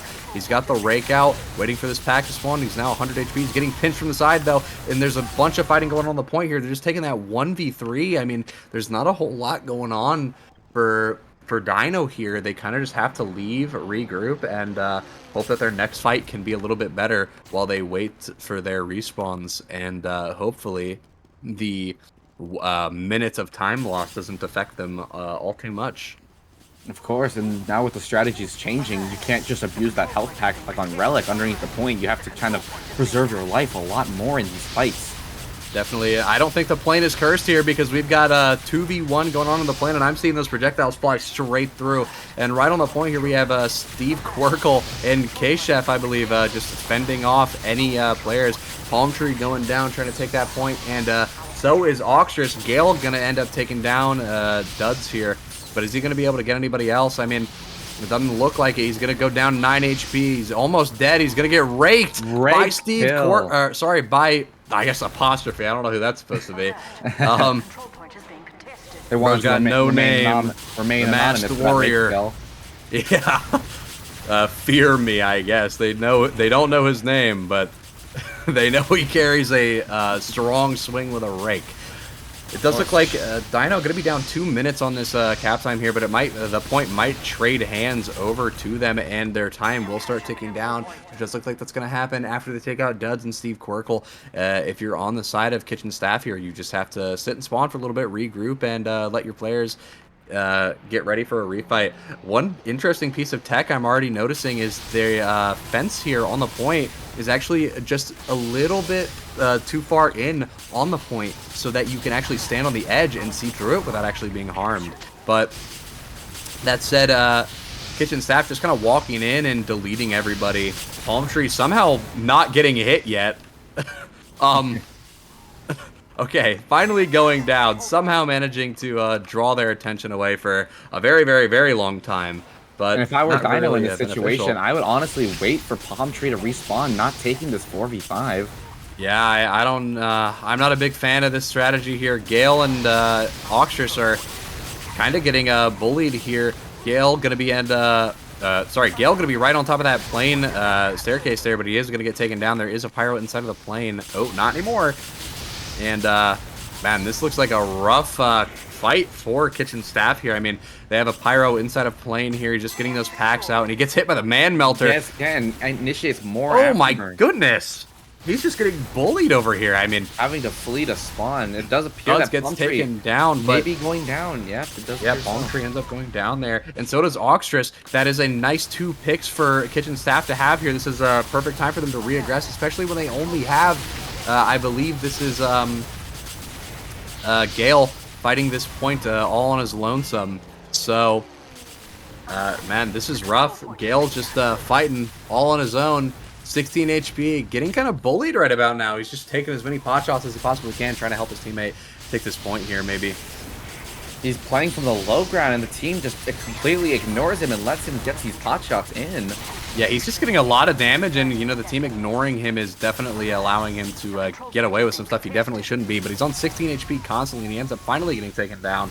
There's a fight going on in this little cubby area with these packs, and it looks like Goral is going to go down to Dorake. Ant may be burning. Oh, and Ant burns to death, unfortunately. We also do have to note 10 seconds left on this timer for, excuse me, get the hiccups, for Kitchen Staff to take home this round. It does look like we're going to have Palm Tree kind of fighting as much as they can. The entirety of Dino now on this point right here. Oh my goodness. Goral going to be trying to go in for a Hail Mary play, get everybody off the point, and it does look like it's working only for a little bit, though. He's going to get thrown into the air, taken down, air shot by the Fury. And it does look like we have Steve Quirkle running up into that plane there, but he's trapped. It's brutal. As we can see, the Schrodinger's projectile really played in Dino's favor there. Yeah, definitely. We got some gas thrown onto a lot of the players on Kitchen Staff. They're going to be taking that crispy afterburn damage. But you do have K-Chef as the last one alive, ready to contest that point, and he's getting a lot of his health just kind of deleted. He's just getting bullied out here. I believe he has the Rake effect, and he's able to heal fully in that plane. I think he thinks he's getting pinched on right now, but he finally realizes he's able to walk out of that plane for free. He's not really getting focused as much anymore. The timer is ticking down. It is overtime as of right now, I would say, because, I mean, you got 50 seconds on the side of Dino, and you have to just Palm keep Tree holding that goes down, point. and it does not look like that Dino will be able to secure this first round. Yeah, Kitchen Staff is going to be taking that first round. Gonna make this score line 0-1 in favor of the Kitchen Staff. We're already seeing some new interesting strategies come out for Hanger. You know, I would like to see some crazy stuff come out. More plain gameplay. I think that's what we need. I think we need to see at least one more person just get stuck in here and get raked again. Of course, but now that they've gotten a little adjusted to this map, maybe they'll be able to develop more sound strategies. But it does look like Kitchen coming out swinging on that plane, on the side of the plane. 2 Pyros from Blue, Oxtrus, and Palm Tree inside of that plane, though. Going to be bullying him out. Kitchen Staff getting a lot of presence onto the point early and killing a lot of players. And Palm Tree somehow managing to live. Goral going down, but Apostrophe takes him out as well. And Nick also goes down. Steve Quirkle ends up killing him in cold blood. It does look like Apostrophe going to be barely escaping with his life while, let's see. My mouse 1 is unbound. Why? Why does my game do this? Gale Gaming barely manages to escape with like 20 HP and manages to find that pack in the baggage area. And Nick getting that nice afterburn kill onto Apostrophe, getting a nice kill onto K-Chef, getting a nice kill onto Goral as well. This entire team, Dino just getting some nice picks, some crucial picks, if you will, getting ready to take that point. Dud's also going down to late death. Nice Steve maybe dying if he can just not get away. 1 HP! Lives to tell the tale. That may help out good old Kitchen Staff in this refight coming up very shortly. I think it will. I think having Steve Quirkle live right there is definitely going to help them out in the long run for this team fight. It might be a little bit scrappy at first. You know, they don't have Apostrophe, but they're going to be taking down Useful Ant here. And a lot of the players on Blue are weak. Palm Tree goes down. Gale's on 80 HP. They do have a Pyro stuck. Steve Quirkle is stuck on the staircase. Somehow a projectile just went straight through him. I don't know how he survived that. Oxtrix. I think we can chalk that one up to Source Spaghetti. I think so. I think that's really the only way to time exactly even, though. This is a very close match, or close round, I should say. True, it is a very close round. If Kitchen Staff manages to take this, we will be seeing a round of Sandstone. So it does look like we're seeing a lot of point presence come in from Dino here. It is even players right now, but a lot of players on Kitchen Staff are very weak. Steve Quirkle barely managing to get a pack and keep himself alive, and Apostrophe on the point here. A lot of their players just kind of stuck in bad positions. I do think Duds is starting to lag out. He's got 500 ping staring into the abyss. Man apostrophe escape. Wow, he does. Or, I'm sorry, surprised. Oh no, poor Duds, man. He's just going in. He doesn't know where he is. He's lost. Someone needs to help him, give him some directions, figure out where his team is. Someone help him find his way around the terminal. It does look like Kitchen Staff is going to wipe trying to fight this point here, but they do get another minute of time off the clock, and this is now point in hand for Dino. Will they be able to make anything happen with this point time and with one of the players of Kitchen Staff, you know, lagging so horrendously? Of course, it does look like the refight is coming up. Palm Tree, I believe, getting the gas down in that health pack room. Dino players immediately getting shoved off the point and not able to really contest it, getting pushed onto the low ground, but it does look like K-Chef is going to be the only one fighting over there by the plane. Stuck on the stairs. No. That is very unfortunate for Dino. That may have just cost him no. Great kill. Dino unfortunately going down, and the point is recaptured by the Kitchen Staff. Nick not quite stuck in the plane there, but stuck right on the boarding stairs. So I guess you could count that as being stuck in the plane. I guess it depends on what you consider part of the plane. But it does look like we're going to be seeing a standard little hold here from Kitchen Staff. They're just going to be playing around these packs, waiting for the players to get all healed up. On the point by Dino. Oh my goodness! It actually looks like Palm Tree, Oxtrus, and Useful Ant going to be the dynamic trio there, getting a lot of damage in from all three of them. Air shot in on Coral, and that lets them go down, and this point is recaptured. Minute 42 in on Dino and 37 on the Kitchen Staff. Yeah, this is definitely an interesting match so far. We are witnessing a lot of back and forth at this point, which is something I think was missing from the prior map, but I'm glad to see on this map, you know, it's a little bit more evenly matched. The strategies are a little bit new to either team. It does look like we're going to see a lot of point aggression here. Kitchen Staff doesn't really need to be full aggro. They still have a bunch of time and they can play around that.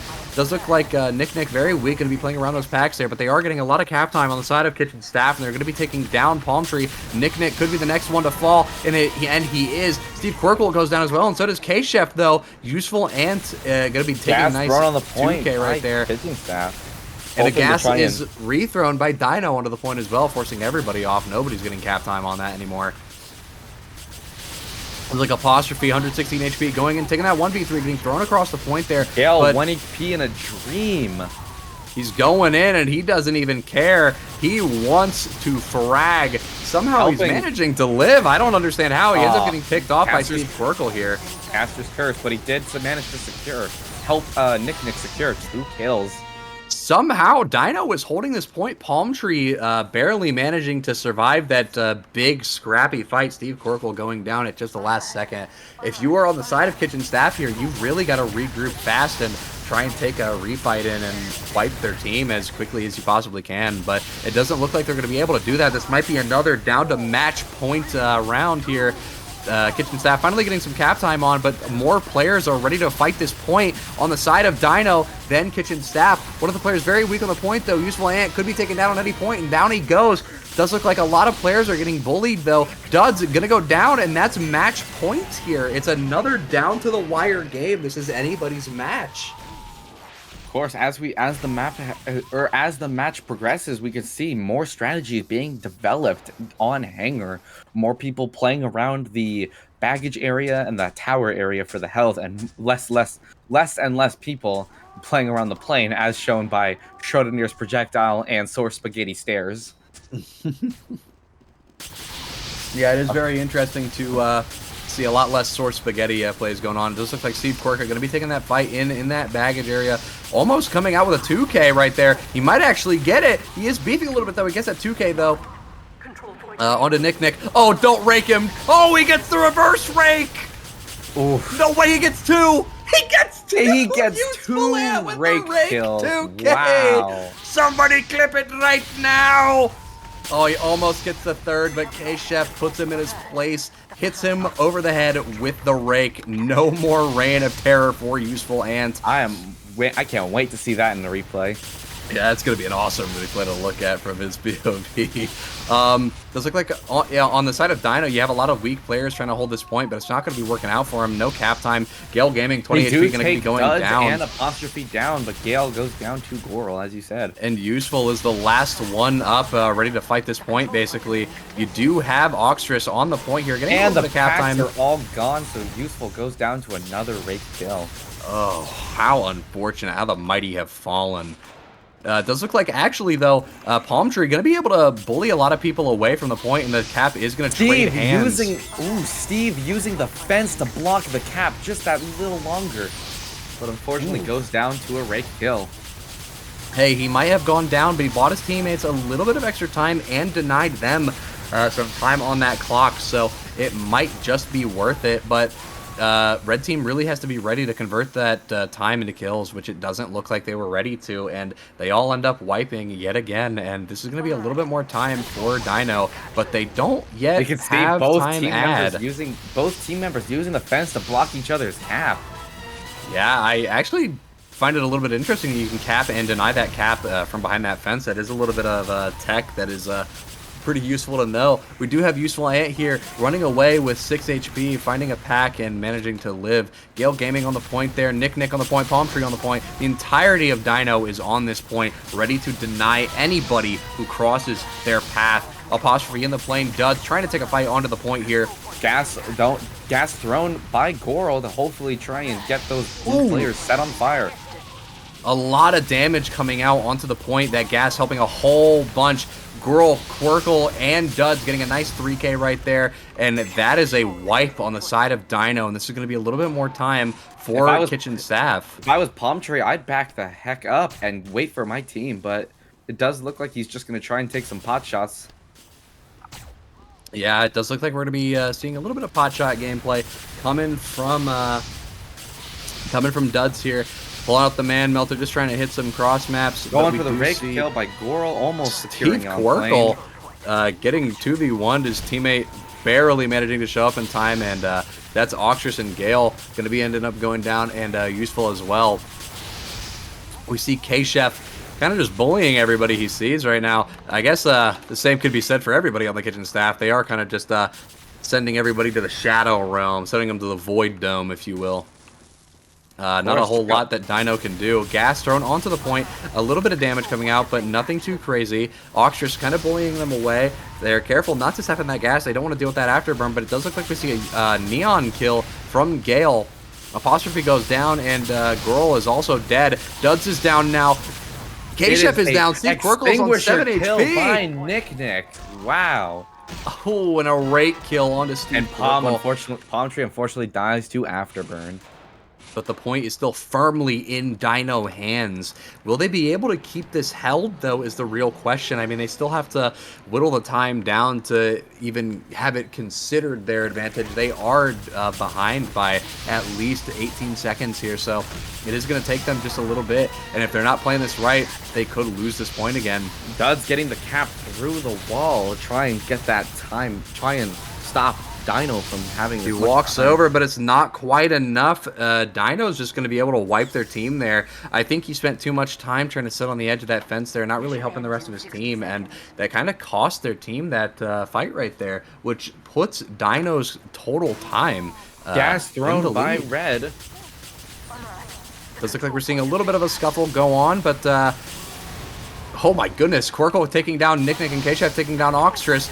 Gale Gaming going to be taking down Apostrophe, and K-Chef going to be taking down Useful. A little bit of a fight going on the point right now. Palm Tree, the only one alive. He's taking this 1v4. Not the best decision. I would be backing up right now if I were him, but he takes down Steve Quirkle. He does get a kill down. He ends up getting taken down by Goral, though, so it's not really a worthwhile pick to have. Even if Steve is on a different respawn, I would have waited for my team to try and secure more kills and maybe even the point.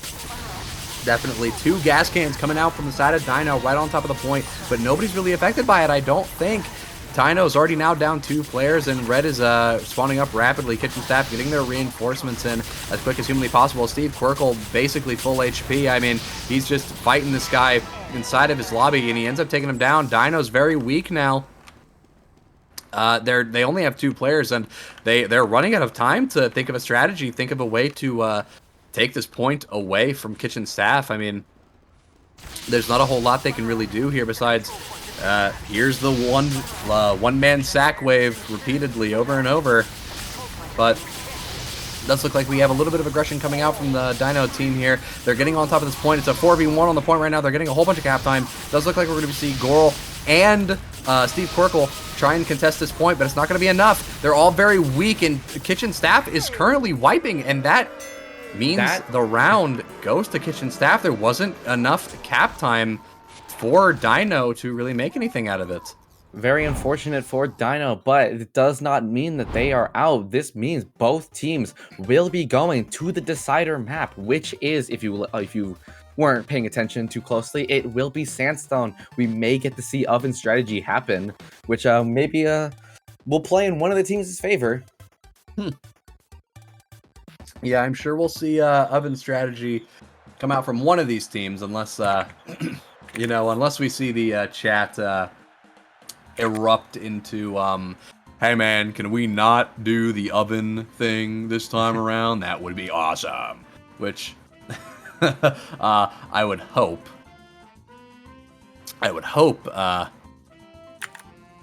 that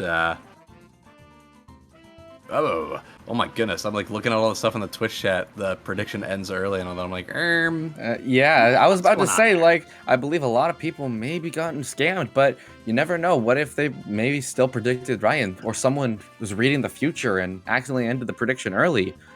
He read the script. He read the script a little bit too far forward. Of course, but let's talk about what's going on in the present. Here we are entering the decider map for the bronze match. It is on Sandstone, which, if you weren't here yesterday, ladies and gentlemen, it is a very solid map, very Egypt inspired. But the spawn does feature an unfortunate strategy known as Oven. One door to leave, and that does mean that if you're trying to get out and they're holding a forward hold on your spawn, it will just be roasted over and over, and you have to play the resup game and just try and brute force your way out of that spawn room. Yeah, it is a brutal spawn to try and get out of. Not the most pleasant thing to try and deal with. But hopefully, we won't have to deal with too much oven strat. I do think the B-roll for the map shows off the spawn, and you can see that spawn is woof. It's rough. It's rough. The B-roll does. I remember when I was getting, because the footage was provided by me, and I remember getting the footage and seeing the map, and I was like, "Ooh, this spawn. Ooh, that's a rough spawn." Yeah, it's not the prettiest spawn, but it works for, I guess, the starting portion of the game at the very least. I mean, it functions for a couple seconds, so I guess you could say it does its job as a spawn, but maybe not so much as a respawn. Yeah, of course. I think it's very reminiscent of the early maps of TF2, the Dust Bowls and the one doors. One door, and you have to fight your way out, just trying to have 12 people squeeze through. It's less of an issue in the 5v5 Pyros, but it's still, with the Dragon's Fury, it does still prove troublesome for any teams that do get that forward hold. True, it does seem like a little bit of a disaster for teams to push out. I mean, I don't even have to say it seems like, I know it is. We watched the disaster that is trying to push out of that forward hold, pushing out of the oven strategy. Of course, but this map does provide two interesting flanks where you have the tunnel that goes up into a small amount of high ground, which may just be enough to secure any extra damage and kills on the point. And you also have pillars on the left side that provide more of that map geometry to play around, block your enemy's fireball, and poke out and get that damage in. Yeah, I do think the high ground on this map, more than any other, is probably going to be a little bit more influential. But you also have to remember that you have this little obelisk in the way. It does look like we are going live, though. We can't talk too much about the map geometry. I'm personally, I think I'm gonna be on the palm tree cam for this mid. I want to see what palm tree is gonna pull out. Of course, this is the decider match. Whoever wins this match will be taking home the bronze match, or will be taking home bronze for Torchlight Tango. I guess Palm Tree was a little bit AFK, so no more Palm Tree cam for now. But finally showing up to the mid, it does look like Steve Quirkle is going to be taking down Nick, and Gorl is going to be taking down Oxtrus. If you're Dino here, you have to back up and just lick your wounds and try and recover, get ready to play the next fight. But you do have useful Ant over here. Maybe he'll get that that hero play, the 1v5. Will he win? He's getting the rake hits, but he ends up getting taken down by Duds. Unfortunate. The kitchen staff barely scraping by with 1 HP. Steve and I can't see the other player's name, unfortunately, but they are showing us what the oven strategy actually is in action. Yeah, admittedly, it's not a very strong oven strategy. They didn't have that much time to try and set it up. They weren't very quick with trying to. But we do have two very weak players on the side. Air shot by the kitchen staff himself onto Oxtrus there. It does look like we're going to be seeing a little bit of a fight go on this point here. Oh no, Gale Gaming going to be taken down by a Pyro that walks up behind him. He doesn't notice. Palm Tree on 69 HP. Not for long. Nice. He's going to get taken down. 9 HP now, and he ends up getting taken down by Avocado. And it's not going to be enough to really delay the point. We do have Useful going in for more rake hits, but he's beefing, and he ends up getting taken down by a rake. He gets stuck on geometry. Girl going to be taken down. Oxtrus as well, and denying the point. I mean, man, this is rough. Gale unfortunately going down to the 1v3. Palm Tree, if I was Palm Tree, I'd get the heck out and wait for my team to get back. But he is being chased that's down. What he's trying, but he can't really get out very efficiently when he's got that many people chasing him. He does lead one of the red players into his team, and they unfortunately do trade, but they did get that red kill. Yeah, and actually, if you... Oh, well, as I speak, if you were on the side of Dino right there, you had that one-player advantage. You could have had your team group up, and you could have taken that into the point and maybe gotten some cap time out of it. But as it stands right now, we have not seen Dino cap the point at all yet during this match. So hopefully they can regroup at some point and... you know, regain their bearings, and hopefully... We see Ox here trying to poke his way in, trying to get as many pot shots on that upper ground, and it actually ends up taking down the kitchen staff, but he's so weak, it doesn't even matter. Nick going to be taking down Duds, and Quirkle going to be going down to Nick as well. Player advantage. It does look like Avocado going to be taken down as well. Almost, actually. Ends up barely getting away. They know it's better to not chase him. He ends up taking that pack right on the flank, and he's going to be walking in through the house maybe. Never mind, he's walking up on the low ground here. Going to be taking the 1v1, and it's not the best decision here. He ends up getting air shot. Just barely manages to surf the damage into a pack, though. And this is point time for Dino. They do have kitchen staff, the kitchen staff, fighting Oxtrus on the point, but it's not quite enough. The entire squad pulls up.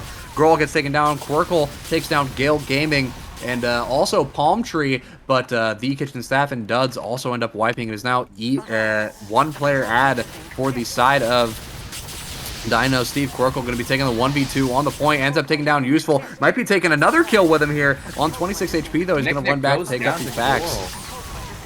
A lot of kill trading happening on that point right there. It does look like the recapture will happen by kitchen staff. Not with them less than a minute on the clock. Dino really needs to try and regroup and get some more cap time down. Yeah, they really need to start pulling something together here. I mean, with plays like that, I'm not quite sure what they were thinking, what Useful was thinking there, but they do get a trade-off. They do get the player advantage, I should say. They get that 2 trade-off right there. Maybe even a 3 trade-off right there. Palm Tree getting a nice frag, a nice couple of frags right there. And Dud's going to be in the middle of a 1v2. We're going to see Steve Quirkle retreating through Blue House right here, taking up that high ground, trying to get as much advantage as he possibly can. Taking that 1v1 inside of the ruins there. Now 1v2 before fleeing right into another Palm Tree's face. Oh, Duds is alone on the point. He's about to get raked by Useful. He doesn't get raked though. Useful throws all of his HP into the gutter. He ends up getting taken down. Gale Gaming. Burn. Oh no. This is not a good position to be in if you're on Dino. It does look like Palm Tree, the last one. He's abusing the map geometry here, but it's not going to be quite enough abuse. Coming in, trying to get as much damage as he can, but unfortunately goes down. It's just not quite enough. Yeah, if Ox doesn't get on that point and try and get as much damage in as he can, this will be round 1 given to. We do see Gale just beelining it towards the point, and Ox are going to be taking a 1v2, now a 2v2. Gale goes down. It's now a 1v2 again. This is now a 2v3. They have 3 players on the side of Kitchen Staff. Now it's 3 players on the side of Dino, 2 players on the side of Dino. It's evening out here. It's a 1v2 on the point. We have a big fight going on right now. We have Avocado fighting off Nick and Palm Tree, and comes in Steve Quirkle trying to get some damage, but he's missing a lot of his shots. He ends up hitting Palm Tree, but it's not quite enough. Avocado takes down Nick. Dino's getting a lot of cap time here. It's not quite enough. They don't have the point just yet. Avocado somehow surviving, and he ends up getting taken down. Dino takes that point, and now they have to hold it for another minute and a half with this big rush. 3 players from the side of Kitchen Staff running in. A lot of the players on fire. Useful takes down Goral. The Kitchen Staff takes down Oxtrus. Gale takes down Kitchen Staff, and Duds takes down Useful. It's just 1 player on Dino contesting the point right now, and Steve Quirkle's on full HP. They have Steve Quirkle fighting off Nick here. Nick goes down. Palm Tree, the last one, able to contest the point here. Oxtrus is now a spawner. Steve Quirkle getting right up on top of him, and he goes down. Couldn't get the enough hits he needed. If Ox can come in here and try and get as much damage in, but he just speeds right into the point. Yeah, and that's going to be the round for the Kitchen Staff. And it does look like we got a hydration, so in between this round, let's get a good sip in. I have bad news. Hydrator bros. I'm out of water. No, you want to go get that right now. You don't want to ruin the beautiful hydration moment. Don't worry, I'll take an extra big swig when I come back from whenever we have our break. I promise. Of course, we're going to come back, and that's going to be the biggest sip the world has ever seen. We do have the first fight happening at Pillar. The trade between Avocado and Pillar. Kitchen Staff goes down. Dino gets the player advantage. And unfortunately, no. And now it's evening out here. Steve Quirkle going to be taking this fight on to Nick, chasing him down. He's might be able to take this kill, but I guess not. He's going to be able to back away, though. Getting forced out by Gale here. And it's going to be a big fight for the point here. Avocado getting a nice kill onto Gale, and Girl getting a nice kill onto Nick, denying the point. Nobody's capped yet. No cap time really in favor of either team here. This could get reversed at any moment. Dino now fighting down a player, though, with 1 player on 70 HP. He's 1 good hit away from being taken out of the fight for good. Girl going to be fighting on the point here. Nick going to be spawning up. Kitchen Staff going to be super weak behind the pillar, just trying to play these angles and get as much damage out as possible. He's going to be fighting Nick on the side, though, and it does look like we have Duds fighting Useful on the point here. A little bit of cap time in favor of Dino, but it's not going to be quite enough. We do have Gale running in, and also Nick running in, but it's not quite enough, and that is the fight for mid. Does look like Kitchen Staff is going to take the initial cap. Feeds the kill. If I was Palm, I'd be running back to try and get my team, which looks like is what he's doing. It does appear Kitchen Staff may be pushing to try and get the oven strat started. Uh-oh. We see the beginnings of the oven strap, and it does look like Avocado's going to get taken down, and this is the prime time to push out if you are on the side of Dino. This is no player ad that you want to waste. This actually 3 player ad right now. You need to be rushing for that point. Oxtrus is all alone, lonely, so lonely on the point, fighting that 1v2. He ends up getting taken down by Steve Quirkle and the Kitchen Staff himself. Steve Quirkle goes down, but there's gas on the point from the side of blue. Kitchen Staff living inside of the ruins, managing to pick up that medium pack, and he's just living, walking up behind the point right now. Going to be targeting Palm Tree, ends up taking him down. Avocado ends up taking him down. Goral coming in, taking down Gale. And Kitchen Staff. Useful on this point right here. 18 HP. Gas gets thrown. He's going to die to Afterburn here. Very unfortunate, but it does look like we have Oxtrus fighting the point. Also going to get taken down by Steve Quirkle. And this is another cap for the side of Kitchen Staff. Another another trade. I feel like this is a good time to mention, if Kitchen Staff wins this round, they will be winning the bronze match. So this is really a lot of pressure on Dino to try and push out and get this next round in to lead it to a 1-1 match point. Yeah, it's a lot of pressure going on right now. You do have Gale Gaming over here right by their spawn getting incinerated. Doesn't end up going down yet, I don't think. You do have Palm Tree fighting Duds over here, and he ends up getting shoved away. And Girl goes down as well. This is a 1-player ad on the side of Dino. You should be rushing this in as a team, but unfortunately, Oxtrus is the only one that walks in towards the point, and that leaves Palm all on his own. Unfortunately, goes down to Steve. It's now a 1v1 on the point. Avocado v Nick. Yeah, Avocado v Nick. They're both missing a few shots, abusing the pillars on the point here. But this is perfect if you're on the side of the Kitchen Staff. You're getting a lot of cap time. You're denying a lot of cap time for Avocado Dino. using the map geometry to get that medium health pack to hopefully win him this fight. Yeah, and there's a lot of violence going on right here. Avocado trying to fight this guy inside the ruins right now. Deciding it's not the best idea. He's going to go back to the point. We do have 3 people. We have Useful coming in from behind. Maybe going to be able to kill Duds here. 14 HP. Not quite getting him. Useful Ant chasing down... Steve getting pinned into the corner. Oh my goodness. Steve Quirkle somehow managing to survive. Avocado also somehow still managing to survive for right now. He might get taken down here. He actually ends up taking 2 people down. One with Afterburn, and he takes out Palm Tree. That's a 2K for Avocado just before he dies, making it a little bit easier for his team to try and refight. Useful, unfortunately, goes down to the kitchen staff as they try and rush in on this point to get as much cap time in as they can. Oxtress goes down as well. Kitchen staff getting another nice pick, and it does look like we have Duds just denying Nick anytime on the point, and that's going to be another point trade in the hands of kitchen staff here.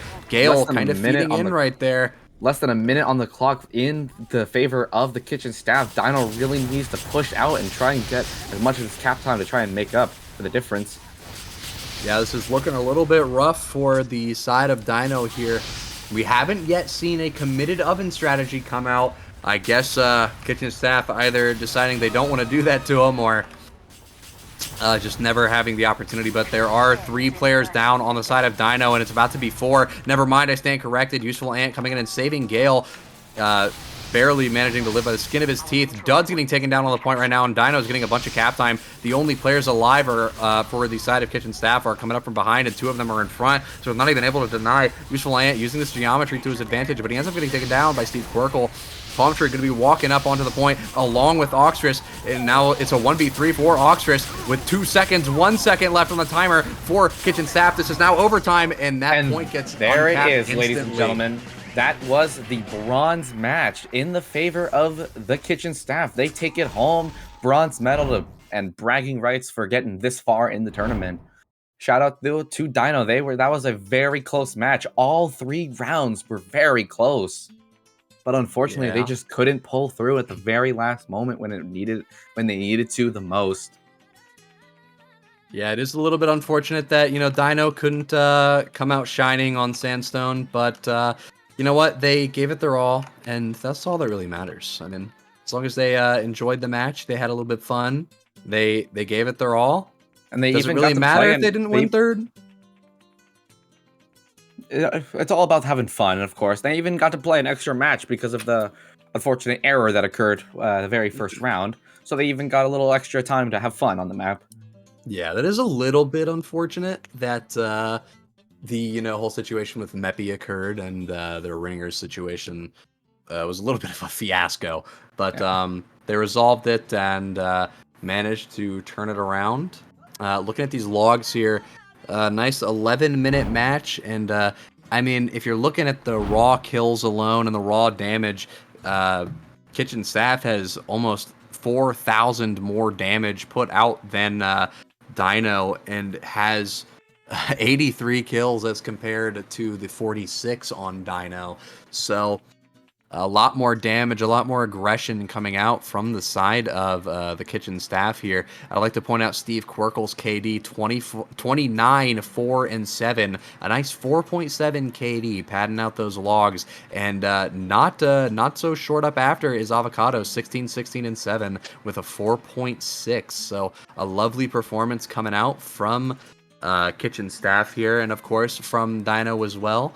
But unfortunately, it wasn't enough for the Dinos to take home that dub. Of course. And as we see, it was just an excellent showing. But unfortunately for Dino, the kitchen staff just had that dominant hold on Sandstone, and they just couldn't get out of that. Couldn't get off the back foot that they were stuck on. Yeah, it's a little bit unfortunate that we couldn't see Dino, pull anything new out, but, it is Sandstone. There's not a whole lot of strategy variation that you can really do there, so. Okay. Of course, and before we get started with our show match, we will be going to a break. I do want to take some time to shout out some amazing people again. Of course, blanking on the names again. Mindsetemy, though, is supplying us the servers that we are playing on today, and our plugin that we are using today was made by Mikush. 2 amazing people. Wouldn't be here today without them. And of course, if you have Twitch Prime, go ahead and subscribe and, help us support us. Hopes and dreams don't always get us what we need in terms of servers and anything. If you want to give a one-time donation, Ko-fi, you can go there and buy us a coffee. If you want to participate in any upcoming events or just hang out and talk with us and chat with us, you can join our Discord server, the link on screen and down below in the I almost said the description. This is not YouTube, this is Twitch. And if you want to follow us on Twitter and just see some shredding sessions and just kind of see what awesome stuff goes on over there in that wonderful site, you can go ahead twitter.com/FortFaceoffs. And of course, as the fish is saying in chat, I think we do deserve one giant hydrate from Zach over here for that unfortunate running out of water midway. I promise, guys, I'm gonna take the biggest sip of water. I'm gonna go and I'm gonna refill my water. I'm gonna drink like the entire cup, and then I'm gonna refill it again, and I'll take another big sip just for you guys on stream. Of course, I think that's what it's like a classic thing. That's what they're waiting for. They're not here to see pyros. They want to see the hydrate now. That's the new show. The moment the pyros go away, they only want to see water. Or it's fitting, there's too much fire. Everyone's all hot. They gotta and cool everything. down. Some nice ice water. Maybe put a lemon in there. Nice lemon on the side of your bottle, of course. Exactly. But from what I'm hearing and everything, we will be taking our break before our show match, which, if you don't know, will be the top players or players picked from each team, and they will be playing on a little, just for fun, It's just all funs and games, just to see how everyone goes against each other. And after that, we will be seeing the grand finals, but you'll have to wait for that. Unfortunately, we will be going to our break for a short while. Anything you want to say before we go refill our water, Zach?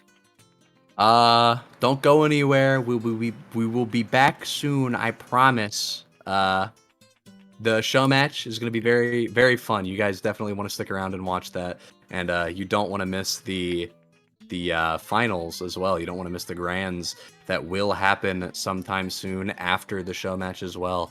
That said, we are going to go take a little bit of a break. I'm going to go get some Wawa, maybe a little bit of snacky. Figure out what I'm going to do for dinner, maybe. And yeah. Of course. And we will see you after the break. Do not go anywhere.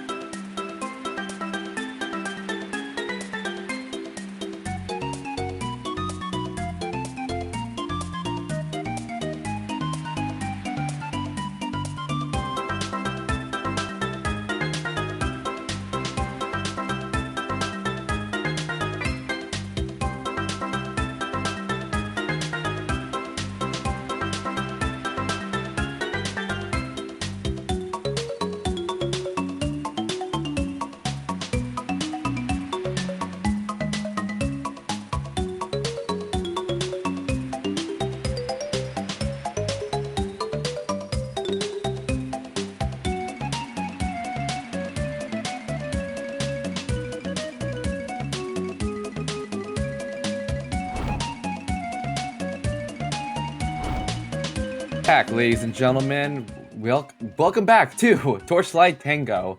We are now coming up on our final 2 matches of the day, of the night. We have Showmatch and then the Grand Finals. Right now, it will be Grand Finals, and which if you don't know Showmatch. And if you don't know what that is, it will be the players picked from, or a player picked from each team, and they will be duking it out. And we do have a little surprise. You know, it may not be exactly what you think it's gonna be, but you know, you'll figure it out. You'll figure it out eventually. And Zach, you know, as promised, I believe you are supposed to be given Very true.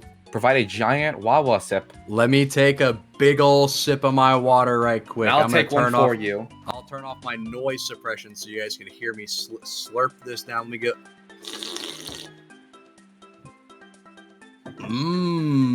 Good Wawa, good Wawa. I do think, are we live? I think we're live. Are we? I am not quite sure. We'll have to wait for the voice in our head to. Oh no! I think we're live. I think we're watching some. It does appear to be Pyro Dodgeball on, and if you're not familiar with the map, this is Dunk Off the Deck from a previous Fortress Faceoffs event, but it has been given a festive makeover. You know, definitely not late or anything. This is definitely on season. Definitely. This rock is actually going a little bit fast. I'm surprised there's so many reflex here. Oh my god. Does look like Palm Tree going to be the first one to, well, maybe not the first one, but going down here. The rocket is having a moment right there under the boat. 2 Pyros just walked off of the boat, died there, and it's now a 1v1. Oh, and Instincts and just died and there, I guess. Chippy was the last one standing. It does appear to also be in arena mode. And if you don't know what that is, because arena is a pretty underutilized mode in TF2 if you're not actively looking for it. Arena is a permadeath type situation where you die until the next round. And it does appear we will be going live with some dodgeball, Pyro Dodgeball. It's very interesting. I'm not really sure how to cast Pyro Dodgeball other than... 3K by Lula. I don't think it mattered, though, because that happened just before the thing actually started, so it was technically a war... A 4K there. No more red, and red is gone. That's just instantaneous. A first win. I believe I was reading the score correctly. It is a first to 7. I'm not sure if it's like best of 7 or first to 7. It was a 7 though. I see. We'll just have to wait and see. Yeah, this will be interesting here.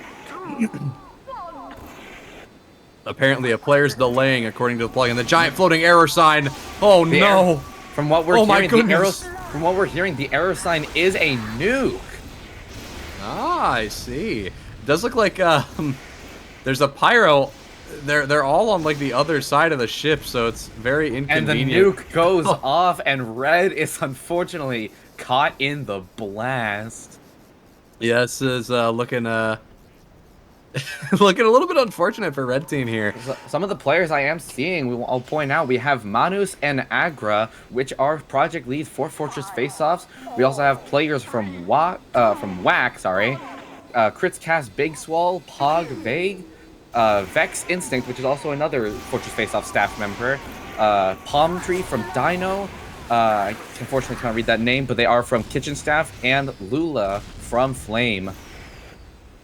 Does look like the nuke coming into the blue side, just getting tossed around. All down to Shippy. Shippy has to win the 1v2 Will Shippy nuke. clutch it up, though? Yeah. It's getting faster. Here we go. Oh, my God. How fast can it get? How fast can Flame Shippy... not even sure. Oh! Caught in the down blast. goes red. The nuke. The nuke. They do go down. Again, I'm not really sure how I'm going to be casting this. This is a little bit weird. We'll just have to watch for see what's going on. Yeah, I guess so. I would love to see more rockets come flying in, but I think that'd be way too overpowered in favor of rockets. Yeah. Here comes the rocket heading towards blue side. Oh, it's orbiting around the red team. Oh, and Veg goes down. Oh, we do have Menace on the other side. They're just spamming air blast at each other. Ow, Flame. Lula goes down for the nuke air blast. Traveling over. And the nuke instantly wipes out the red team. As you can also see, ladies and gentlemen, you are not just restricted to your ship. You can go over and try and air blast the other team off. Yeah, that's a little interesting. I wasn't expecting to see tech of, oh yeah, they're just gonna jump in front of them and block the air blast and then like just die in front of the nuke. Didn't realize that was gonna be part of the tech. Does look like this rocket's gonna be going back and forth and back and forth. Given to Vage, taken on Agra. Rest in peace. Agra is down for the Vex count, getting and that's air blasted off, and also getting hit by the rocket on the way down. They couldn't give that one to him. Oh, Goral goes down too, and so does Loon. Oh no. I feel like the air blasting players thing probably shouldn't be allowed. And this seems a little broken. It appears we are seeing a sweep in Blue's favor. Oh my goodness, not one player went down that round. Never mind. Manu's slipping on a banana peel, Curse of unfortunately. the caster. It is 5-0 right now, I do believe, so... I wonder if there are going to be more rounds after this. I'm not sure. I think there is. It is first to 7, it appears, so... I guess we'll find out once immediately this, going over, once this trying to one air ends. blast as many players as he can. There goes Manus. And down goes Goral, down goes Veg. Down goes Agra. Unfortunately getting owned with the rocket. No. It's down to Vex and Palm Tree versus 3 blue team members, including Fortress Faceoff's very own Shippy. Jesus, there goes Oh my- Avocado. It's Palm now a Tree goes down. 2v1. Vex is the last one up. Down goes It's now Swole. Shippy and Fortress Faceoff's own Vex versing with a nuke. Unfortunate for, I believe it was This Big is just Swole. gonna... Oh, down goes Vex. It was a Rough, that Fortress is Faceoff staff 6-0. versus Fortress Faceoff staff. I mean, this is looking rough for Red here. I mean, whew, this is looking hard. This is hard to watch. This is kind of brutal. Yeah, they need to get their act together to try and just do a complete reverse sweep. I wonder if they'll be able to pull it off. I'm hoping they will, but I'm not sure. I mean, seeing these strategies that Blue is pulling out, Palm Tree going down. That may be what Blue needs in. Sorry, Oh, Red down needs. goes Manus as well. There's a nuke coming out now, but they also have Veg on the other side, just air blasting everybody. 2 of them go down to the nuke, and it's just Goral left, and down they go. That's 7-0 in favor of Blue. I'm not sure if there are more rounds after this. I kind of hope there are. This is a little bit fun. I But don't that- know. We do see some GGs in the chat, so that might be it. I'm not sure if they'll do like a second round or whatever, but That was a complete sweep on Blue's side. Unfortunately for Agra, Vex, Dino, Kitchens, and Flame, they were just completely rolled by the other team. I do think there is a second round coming in, so it is 0-0 right now. We're gonna We see do have if they players can on Blue ready maybe, to win. all down to see what they can do. Yeah, I am a little bit excited. Hopefully, Red can make a little Rocket bit is of a going comeback this time, extremely but fast, and let's see who's gonna take anyone. It takes out down goes Vex. Goral, but down goes Swole as well. Down goes Lulu as well. Down goes Manus. Down goes Red- Agra. It's down to Palm Tree versus 3. Can Palm Tree clutch up for Red? Down goes Veg, and down goes Palm Tree. Not ready for the rocket to just instantly turn towards him, and that is a 1-0 for Blue. Down to just Shippy. He's all alone on the ship, all by himself. All by his lonesome. Now respawned with the rest of his team, though. This is, interesting. I'm very excited to see what happens next. Who will take the next win? There's no way. It might be another. I'm thinking it might be another Blue W here, because down goes Agra. Down goes Shippy, though. Shippy dying instantly. This is not what Blue team Manu's needs here. just kind of slipping off the map. Down goes Avocado, but the nuke comes in for Red. It's just Vex and Big Swole. It's all down. We're gonna see Crits Cast versus Fortress Faceoffs. Nuke appears to be getting faster. And who will it hit? I'm thinking it's gonna hit Vex first. His reaction. Oh, No, okay. unfortunate. Red finally gets 1 point on the board. Unfortunately for blue, they can't get the 2-round complete sweep. Yeah, unfortunate for them, but hey, even if they only get the 1 round, you can at least say, well, we beat you 14-1. So Of course, you never know though. If this could be the start of Red's comeback. yeah, this could be the start. Could be comeback season. Oh, we have the bum rush strategy. Oh, my God. Unfortunate for Red. They were not ready for this. The bum rush strategy, it works, but the rocket is just targeting people. Oh my God, what is that? Unfortunate for Red. They got boarded. I don't remember that when I was in grade school playing dodgeball, the other team just rushing up and hitting you in the face. I don't remember that. Yeah, I don't remember that one. I don't remember that being part of dodgeball. I don't think the other team being able to walk up to you and throw you over the edge was part of dodgeball. I don't think that's regulation. It appears Red will be going for the sweep and Agra getting the kill. Vex going down, unfortunately. Oh, dude, 2 are already dead. 3 are already dead for Red here. It is not looking good. 4 down for Red. The last one is Agra, and he falls off the side of the ship.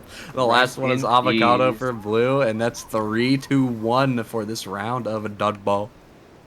I'm not quite sure if the voices in my head could see if they can get some info. I'm not sure who made the map, but as we said before, this is a reskin, a repaint of a Donk Off the Deck from, I believe, Halloween 2022. Demo Man double loose cannon, now being repurposed for Pyro Dodgeball.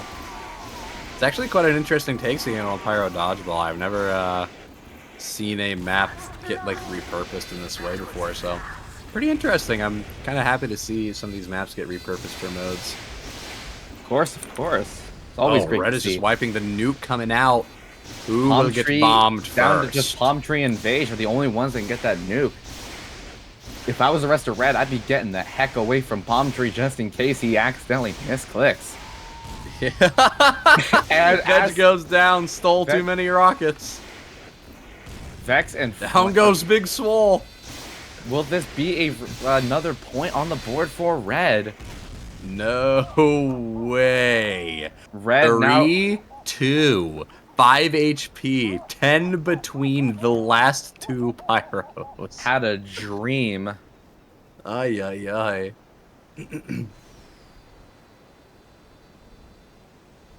Looks like we're going to be seeing a rocket immediately sent to Red side here.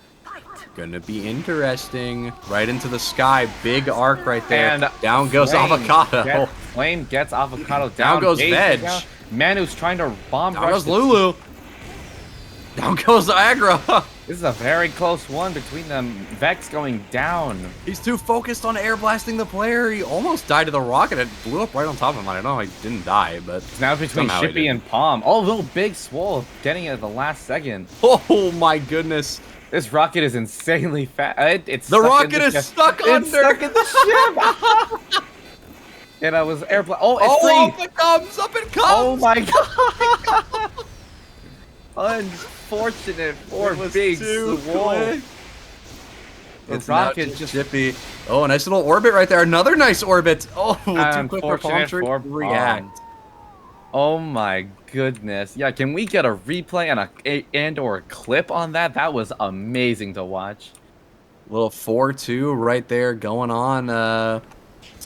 This is interesting. I mean, I guess I guess they're just still doing 1st to 7. I'm not sure what their it does appear so 1st to 7 is for here, so I wonder if it'll be best of 3 and we'll see a 3rd round if Red can pull it out.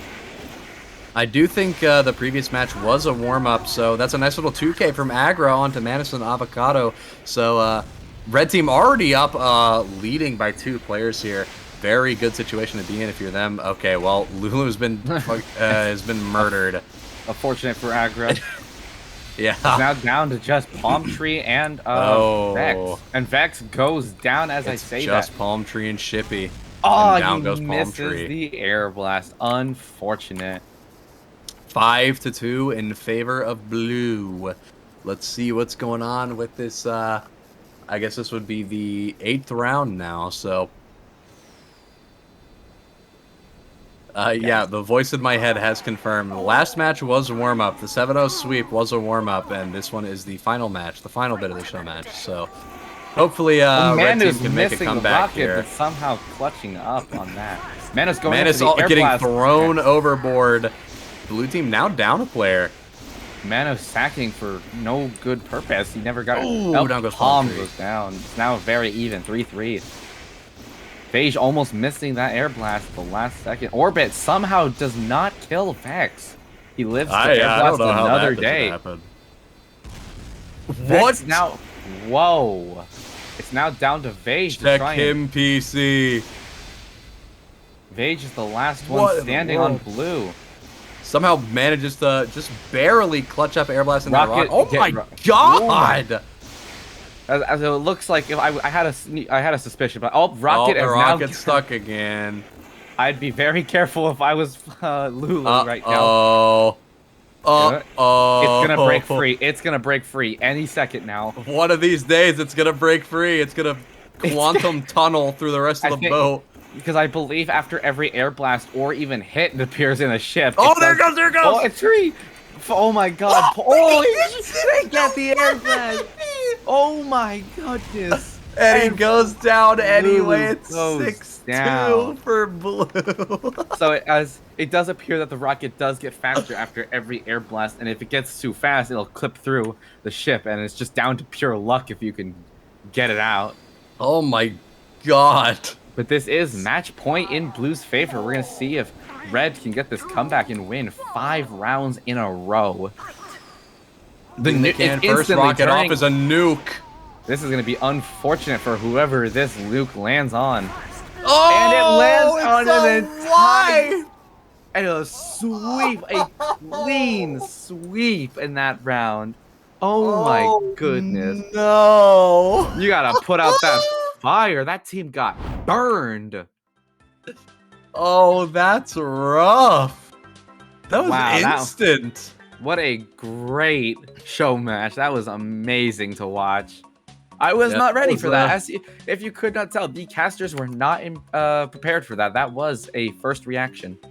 Yeah, that was a I don't think I've ever had to cast dodgeball before. So yeah, that was definitely interesting. I wasn't ready for the 6-man nuke to come out and just destroy the entirety of Red, but here we are. I mean, here we are. This is the spirit of dodgeball, Pyro v Pyro, Dragon Fury, you know? And why not get some actual dodgeball in and have a little fun with it? True.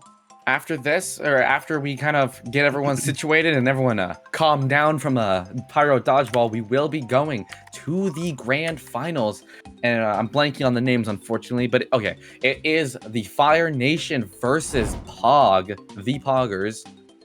That is going to be a spectacular match. I think we're going to see a lot of back and forth going on for for this match. I think I can't say for certain how many times I think the point is going to trade hands, but it's at least going to be in the double digits. That's what I'm feeling. These teams are very strong. We've seen them make strong showings. Again, I do think that Poggers is going to have to make a little bit more of an effort than they've had to with these previous 2 teams. You know, again, not to rag on the teams they've faced, but they have not had to necessarily give it 100%. But going up against the Fire Nation, they're going to be forced to give it every single ounce of muscle they got to take home the Grand Finals W.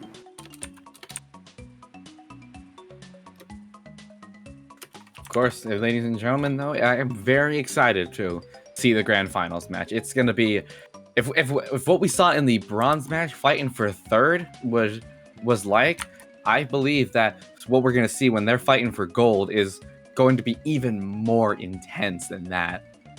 Yeah, I think these fights that we've seen... Oh, a little hydration right there. Let me take a little sip of my Wawa. Of course, let me just end this prediction, and everyone who voted for the robots were in the minority. 34% voted for robots, and they are winning that prediction. Also, I will be taking my swig, of course. Refill this pitcher back to full. We gotta check my posture as well. Somebody also redeemed that. Gotta stretch a little bit. Of course. I don't know if you can, see by my casting cam. I got my boys here waiting for the grand finals. It's gonna be a great one. It's gonna be a great one. It's gonna be awesome sauce. But as while we wait for information on the grand finals and wait for things to come out, I am trying to figure out what I'm trying to do for dinner tonight. I don't know if I want to make something chicken related or something beef related. I don't know. I'm torn because I'm feeling chicken but beef. Of course, and when you're playing Pyro and trying to hit these shots and you beef your shot, it makes you think about beef. I don't know about that. True, it does. It doesn't make me think about beef. You can't go wrong with a good grilled chicken that was done by the man melter. Wink, wink. True, man melter crit perhaps. And we did see that earlier. We've seen a couple of man melter crits today, actually. I only think one of them resulted in a kill, but we've seen a lot more use of the man melter today than yesterday. I think people are starting to realize the power that a guaranteed crit in a mode where you literally cannot get crits is. Yeah, and especially with the gas passer being able to just farm, being able to farm crits off of your teammates that are burning. Pyro's not meant to be on fire, but Jungle Inferno 2017 changed that TF2 history, allowed Pyro to actually be set on fire to afterburn. Yeah, definitely. It is a bit of an abrupt change. Pyro was sitting there living cozy. He's never able to be lit on fire. We always thought that his drip was just a little too resistant to the flames, but now he can be covered in gasoline and you light him on fire just as effectively as every other merc, which is, if I do say so myself, if they've got, if you're playing casual and they got that one really annoying Pyro that you just really want to bully, put the gas on. Trust me. Make them feel horrible for playing Pyro good. Of course, and, while we wait for some time, I had a good question for you, Zach. When you queue up for a good old casual game and you decide to pick Pyro, what play style do you gravitate towards? Do you gravitate towards more a WM1 style or more of a combo style or Dragon's Fury? What do you play when you pick Pyro? Personally, I run my handy dandy degreaser, my handy dandy shotgun, and my handy dandy home wrecker. Because I like to play with my team. And I don't care too much about just killing people. My focus when I pick Pyro is to be with the players on my team that are important. I'm here to, help my medic not die to the spy that's in every pub. I'm here to help my little baby gibbous engineer with the Pyrovision goggles figure out how to play the game without getting stabbed in the spine. And I'm here to keep his buildings alive. So that's how I like to play Pyro in pubs. Of course, I think if I were to play Pyro, what I usually gravitate toward, my main weapon I usually use will end up being the reskin of stuff, the Nostromo and Napalmer. That's one of my favorite flamethrowers just because of the design. But I think if I do that, I think I'd play more with a stock flamethrower or backburner if I'm feeling weird that day. And I'll pair it with either my detonator or I'll pair it with, I'm blanking on the other name now. What's the other one? The flare gun. Whether I want mobility with the detonator or try and get that burst damage with the crit of the flare gun. And then, classic Pyro, I'll either run the power jack or the power jack with the flare gun and extinguisher with the detonator. So it's like a pseudo combo Pyro just without the degreaser. Fair. I only run the degreaser because I forget what it is. I just have ran it all the time, and it's just suited me better than running stock. I don't know what it is about it, but I don't really care that much about the afterburn decrease in damage. That doesn't really bother me. I think the ability to have it deploy a little bit faster is very convenient. But I do think we have pick bans available. And we're gonna So see, yeah, we're gonna see what maps we will be seeing. I do believe we have seen every map throughout the entirety of the thing, but it does appear that Sandstone and it's been refreshed. Hanger and Relic have been banned. Valor will be the first map picked by, I'm unsure of the team names actually. I believe that's the Poggers. I want to say the purple. yeah, Poggers is Yeah. purple and Fire would be red. Yeah. I think the red would hopefully be the Fire Nation. If it's Poggers, So I'm gonna be so very, it looks very like sad. Poggers has picked Valor, which will be our first map. Sandstone again will be picked by Flame, and our decider map, if we so need it, will be Canopy, which we have not seen today. Which we did see a lot yesterday. So after grand finals, if you want to go check it out, you can go to our VODs, or you can wait a month or two for them to be uploaded to our YouTube. Fortunately, Faceoffs on YouTube.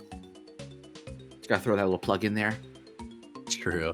I think we haven't seen a lot of Valor. I think the last time we saw Valor was yesterday, and unfortunately we had a lot of production issues, and the Valor match was unfortunately not able to be seen by all.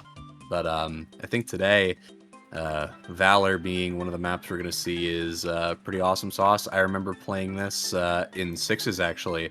I remember play testing the map, so that was pretty awesome. I liked seeing the map when it was in dev and seeing all the developer textures everywhere.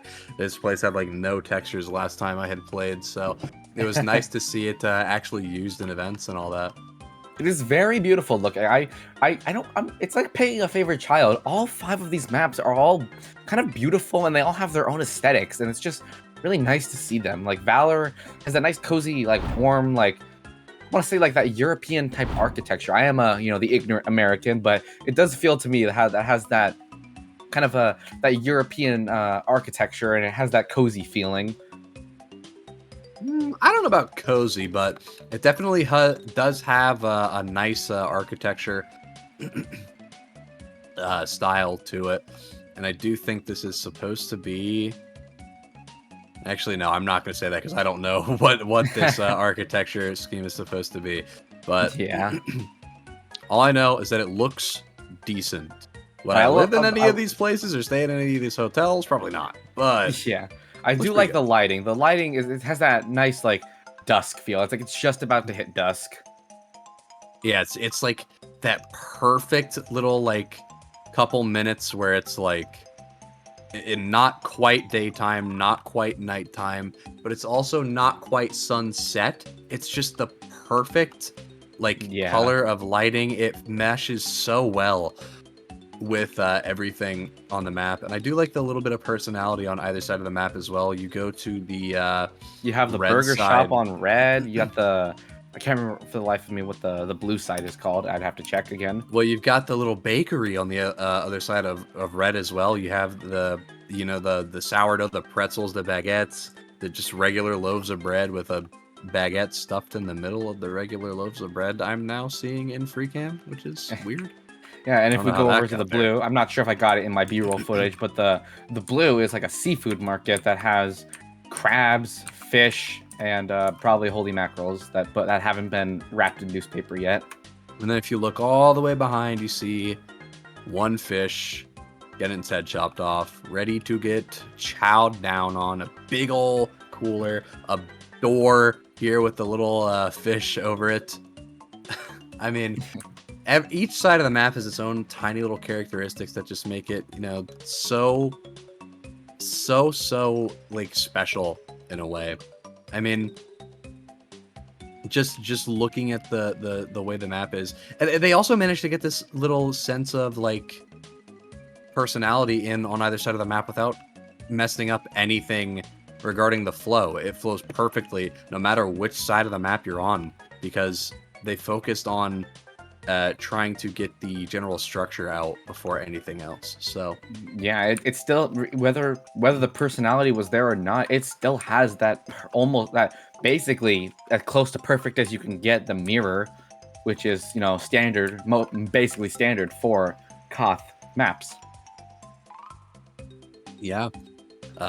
You have, and it is one of those maps that you don't really get a cheeky flank that just takes you all the way to their spawn like you did on Hangar when you got the baggage claim area. This map, it's definitely one of those situations where, you know, all roads lead to Rome, you know, all flanks lead to mid. The only opportunity you really have for a good outplay is these archways that you have underneath on one side of the mid, or you have the building to go up where the statue is being bombed. I think that's probably Marasmus or something. I don't know. It's got a I do think this map shares some resemblance to Canopy in a way where ooh, a little voice crack for your viewing pleasure right there. This does have a lot of similarities to Canopy where it has no like direct flank routes. It's all just to the point. You're fighting the point. Good luck trying to fight for literally anything else. There's basically no flanks here. And I do like when Koth maps have a flank, but like I said yesterday, Koth maps tend to focus a little bit too hard on the flank, and they make it too prominent, and it ends up making the flank more important than the actual point itself. So I'm happy to see a Koth map that you know, he gets a little bit of a little bit of that flank routing in, but manages to keep the point at the center and make sure that the main objective isn't taken away from by these flanks. Yeah, and what I am seeing as well, it kind of has that Hangar Canopy situation where, unlike with Relic, and you know, to Relic's credit, it's a bigger map, but it has the giant health packs underneath the point, whereas Hangar and now Valor, you do not have those options with those giant health packs unless you have the what's it called, the back scratcher. If you use the back scratcher, you'll get more out of these small ones that are dotted around. But it's gonna make the team players now rely more on surviving rather than dishing out the raw damage and playing around a giant medium or a medium health pack right there on the point. You have to kind of preserve your life more while going for the mid fights. Yeah, and the closest medium pack to the point is behind the shack. Yeah, and it looks like the only way to get to that, you know, is either you take time to jump up off that fountain, which I don't know if you'll be able to see in the B-roll, but there's a tiny fountain that allows you to jump up there, I'm assuming. But do you want to take that risk trying to jump up there and be a sitting duck, or do you want to take the long way around the stairs just to go grab the health pack and jump off the edge back into the point? It all just relies on what's going on, who's on the point, who's winning the fight, who's on the back foot, really. Yeah, I think the health pack positioning on this map really forces you to think about how you want to play these packs. It really forces you to decide whether or not you have to, you know, commit to getting healed or commit to playing the point. And I think that's something Koth maps don't force people to decide on enough. Yeah, what I am noticing that I really like about this mid is it has both high ground and low ground, whereas you're going through on main and you have to run upstairs and kind of push up the hill, as in quotations, to get to the point, or you can take either the stairway on the one side by the arches or the big stairway into the building on the right and get the high ground advantage, which even then they can just walk up those stairs and get right up to your high ground. It's very balanced in the way of low to high ground advantages. Yeah, it's also very balanced in the way of being able to take away the high ground advantages. You know, you have so much opportunity to just bully people away from the point, being on that height, but it's also easy for somebody to just walk up to you and kill you immediately. So I think what the best high ground, like if I were to pick between the two high grounds that I want to sit on, would be the one next to the arches, because that one, the only way to get up there, instead of going to the point, you take your side path down to the arches, and you may have an opportunity to get a high ground advantage or block off the other team's advantages of trying to get to the high ground, keep them from getting there while you have a team member say like on red side, you have one person go up the stairs and like another person go under the arch to block the other team from getting up to their high ground, so only your team gets it, which will be very advantageous. True, yeah. I think any form of high ground, especially on Valor, because of how open that point is, there's no like, there's nothing really there to stop people from just bullying you if they're higher than you. And again, it's always easier for somebody on the high ground to hit you if you're on the low ground. It's much harder for you to hit somebody on the high ground. That's like a big concept. I feel like a lot of people don't really like understand at I think the a only basic class, level. I think the only class that's really like in your face obvious on would be like soldier, because of just splash damage. If you're on the high ground as soldier, you know, you have complete reign over the splash damage. But you know, it's still apparent on Pyro with the Dragon's Fury. You know, one person picking you off from the high ground, they're getting damage in, and you know, you can't hit them. Eventually, your health whittles down, and you're dead. Yeah, but even still, it really reigns supreme on soldier, the high ground strategy. But on every other class, it is much more powerful to be above your opponent than it is to be below them. Because there's some math thing involving triangles, and like, I'm not kidding. There is some math thing like involving triangles. Like the base of a triangle is like smaller or wider or something. I don't remember the whole thing, but somebody explained the high ground strat with triangles. And it's always better, just in every circumstance, to have the high ground, unless you're playing like hit scan, I guess. But even then, the only hit scan that would like not be able to take advantage of high ground would probably be like sniper, because that would just kind of suck. But even then, like, it makes them harder to hit for anyone who's on the ground. And I do want to correct you. Heavy with head glitching and stuff, the way the minigun is, would be better on low ground, because then you're hiding more of your body while also hitting your opponent more, and they can't hit you, and you're just head glitching through the geometry. True. But the voices in our head are informing us that the grand finals will be starting any second now. It is Flame versus Pog. Flame, we know we've seen them in various matches where they've just dominated the field. I believe they were the ones that did the first oven strat of Torchlight Tango, but I cannot be sure. And Pog, we've seen in the past, you know, just dominating the field. I believe they were the ones that did very well on Canopy, I believe. But I'd have to double check on that. Yes, it was the Fire Nation that coined the oven strategy. I believe they were in the chat earlier also talking about like how they were very proud that everybody fears the oven strat now. That said, Pog is also a super strong adversary here. We are going live. This is the grand finals for Torchlight Tango. This will decide who takes home the gold for this event. Who will be the true set of Pyro mains, the Dragon's Fury warriors. We do have the entirety of blue team over here, Pog, rushing in through Church, and now they have oh my goodness, Brabdo.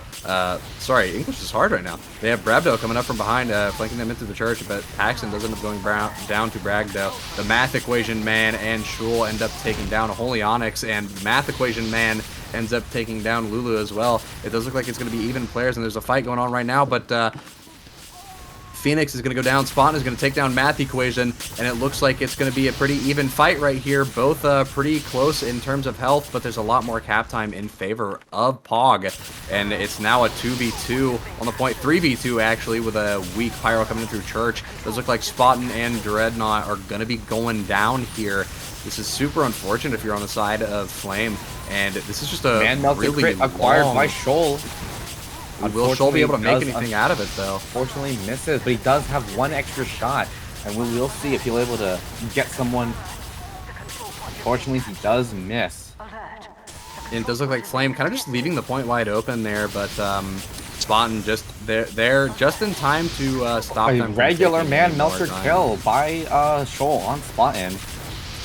Nice. I don't think we've seen many regular man melter kills. It does look like Pog is finally going to bully Flame off just enough to start the point cap. The point is finally going to change hands with somebody. Thankfully, maybe. Finally. Yep. We are now like probably a minute into the match, and we're finally getting our first capture in the favor of Pog. Yeah, Math Equation is going down. I feel bad for that guy because I can't like see the rest of his name. It's only like half of the math equation on my screen. So we do have a 3v3 coming up on the point here. Now a 3v1 actually. Paxton gonna be taking, or sorry, Veg gonna be taking down Dreadnought here with the help of Paxton, but Veg is also gonna be going down. Phoenix gonna be taking him down with the help of Lulu, and it's gonna be a very slow fight. Shul very weak, gonna have to back up and play for that pack. But it does look like Phoenix going to be thrown forward, and Lulu is going to be the only one on the point. Going to fight this 1v3, going to get taken down as well. Spartan coming up from the flank, coming up from Arches, going to be trying to take that high ground, but it's not going to really support him all that well. And we're going to see Dreadnought over here on the point, kind of just fighting this 1v4 on 1 HP. He's got to get out of there, but he gets taken down by another regular Man Melter shot. The stock taunt coming out from Shul, well earned. Two non-grit Man Melter kills during this game. I mean, if I was Flame, I'd be watching out for Shoal. He'd be a new target just because if he gets a hand on a crit, and he has shown to be able to hit these shots, if he gets his hands on a crit, it is over for whoever is on the receiving end of it. Yeah, it's Jover for whoever gets hit by that initial Man Melter crit, but it does look like a dominant showing right now from Pog.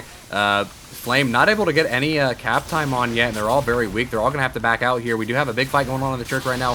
Brabdo kind of fighting. He being chased by Shoal in the bakery. Math equation going in on Brabdo. He's going to get that pick right there, and there's no players ready to fight for the point on the side of Flame. It's just Spotting, kind of spotting over at the point, not really doing much, taking the height. Actually, yes, taking the height over by Arches, but over on the blue side, waiting for the rest of his team to get ready. He's going for a nice cheeky little flank play, but he's spotted. He doesn't know he's spotted yet. He's taking a 1v2 inside of the church, a 1v3 now, a 1v4 now, and he's taken down. Yeah. And big fight on the point. Brabdo and Veg going at it. Dreadnought going to be taken down, and that's a wipe for the side of Flame here. Pog showing themselves to be very dominant on Valor here. Flame is going to have to come up with a new set of strategies if they want to be able to take home any cap time at all. Yeah, 40 seconds on the clock in favor of Pog. Not one capture on Flame. They really need to regroup, and if they want to get some time on the board. It does look like they're just starting to do that. Veg very weak, and so is Paxton. They're both going to be backing out here. Holy Onyx taking up that high ground by the Arches, but it's not quite enough. He's going to end up taking a lot of damage. A lot more players are weak on the side of Pog than are weak on the side of... collecting Man Melter crit. Is he going to hit anyone with it? A lot of kills coming out from the side of Flame here, but it's not quite enough. The players are evening out, and they actually are at a disadvantage now, and they're a lot weaker. Phoenix is going to die to Afterburn. It's now a 2v4 situation. Veg is going to go down. Spawn is going to take up that kill. Holy Onyx going to be fighting on the point along with Shul. Spawn taking the 1v3, all backed up by his team. How can he survive? He does not, unfortunately. Spawn does end up getting taken down. Yeah, and it does look like we're going to have another aggression through Church. Brabdo and Dreadnought taking this fight onto the point. Holy Onyx playing up on that height, but he's getting flanked by Lulu. He doesn't even know. Brabdo's going to be focusing this guy in the Church, and he's going to get focused down by someone trying to take him out of the Church as well. He's on 1 HP, basically. One good hit away. Dreadnought gets taken down, and so does Brabdo. Phoenix King getting in from behind is starting to get some presence on the point, but it's not quite enough here. Flame is actually starting to bully people out. Shoal goes down, and so does the math equation. This is looking good for the side of Flame here. They're finally starting to get some point presence. Spawn going for the very aggressive spawn, and he unfortunately does not pay off. Gets jumped by the rest of the team. Yeah, that was not the best decision for him to take, trying to forward hold on his own. But it appears that all of blue is coated in gas right now, and they're just kind of waiting it out and waiting before they really push in. Don't want to be felt. Their aggression is coming in from now, though. Shul coming up from the flank, going to be taken out. Lulu, but Brabdo is going to be taking out Veg. Holy Onyx going to be taking out Dreadnought, and Shul is going to be taking out Brabdo with an extinguisher crit. Sorry, and it's just Spotting the last one alive. Unfortunately, he's going to be for the Fire in. Nation. Yeah, he's just getting pinched from all sides. There's not a whole lot he can do here besides try and run away. And even that then, one time he went up to the blue team spawn really kind of screwed his team over. They really needed that extra player to help them win. Yeah, and it does look like we're going to be seeing a wipe on the side of the Fire Nation here. And that's the first round for Valor. One more in Pug's favor, and we will be going to the second map. But that is assuming that Flame doesn't regroup and come up with a new strategy that really pushes them and gets 2 wins in back-to-back. Yeah, going into the second round here, if the Fire Nation isn't really able to pick up some new strats, I'm noticing they're taking a lot of ego fights, some 1v1s. So hopefully and as we've seen before, Dino was attempting that, and it did not work in their favor for a while. Yeah, for a long time it wasn't working, and even when it did start working, it didn't prove to work too well for him. But it does look like Pog is going to be wiping on this mid right here. Some good focus fire. Shul's going to be the only one alive, and I don't even know if he's going to be able to get out. Being chased. Somehow he gets out. The beef from Spaten, unlucky. That is going to help Pog regroup and kind of regroup and push up. But it does appear that they are pretty spread thin. Yeah, they are spreading out a little bit too much here. Voice in their head have told us to take a big swig of Wawa. Good thing there's no big fight happening right now. We say that Caster's cursed, and everyone is going down on both sides. It's an even 3v3. Looks like there's a big fight going on right now, a 3v1 going on to the math equation, but it's not quite enough for the math equation. Not quite doing enough damage to really get any kills out of that. He just ends up going down. A little bit of a feed. Rabdo starting to bully out Veg and Shul. Veg is just kind of forced to play with no HP. And Spaten very low on HP, trying to find some health, but unfortunately it's already roped into the next fight. Oh yeah, Spaten's going to be very weak for this fight here, taking that afterburn damage as well. He's not going to be able to get out in time. He is going to die. Lives by never 2 mind. HP. He is still on fire though. Rabdo and Dreadnought are down, and so is Lulu. If you are on the side of the Fire Nation here, you just have to go. You cannot fight this unless you're cracked and crazy. Whoa. Oh my god! They're just killing everybody.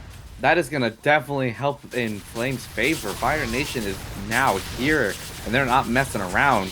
Almost getting the rake kill, but Paxton goes down.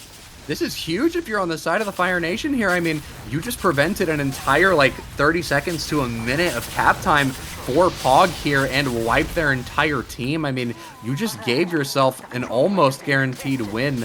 There's not a whole lot that Pog can do here in terms of taking the point away from you. You kind of have full control of the situation. Spaten is taking a 1v1 in the church here, barely surviving, and he actually ends up dying right by blue main here. Joel, unfortunately, now taking this 1v2.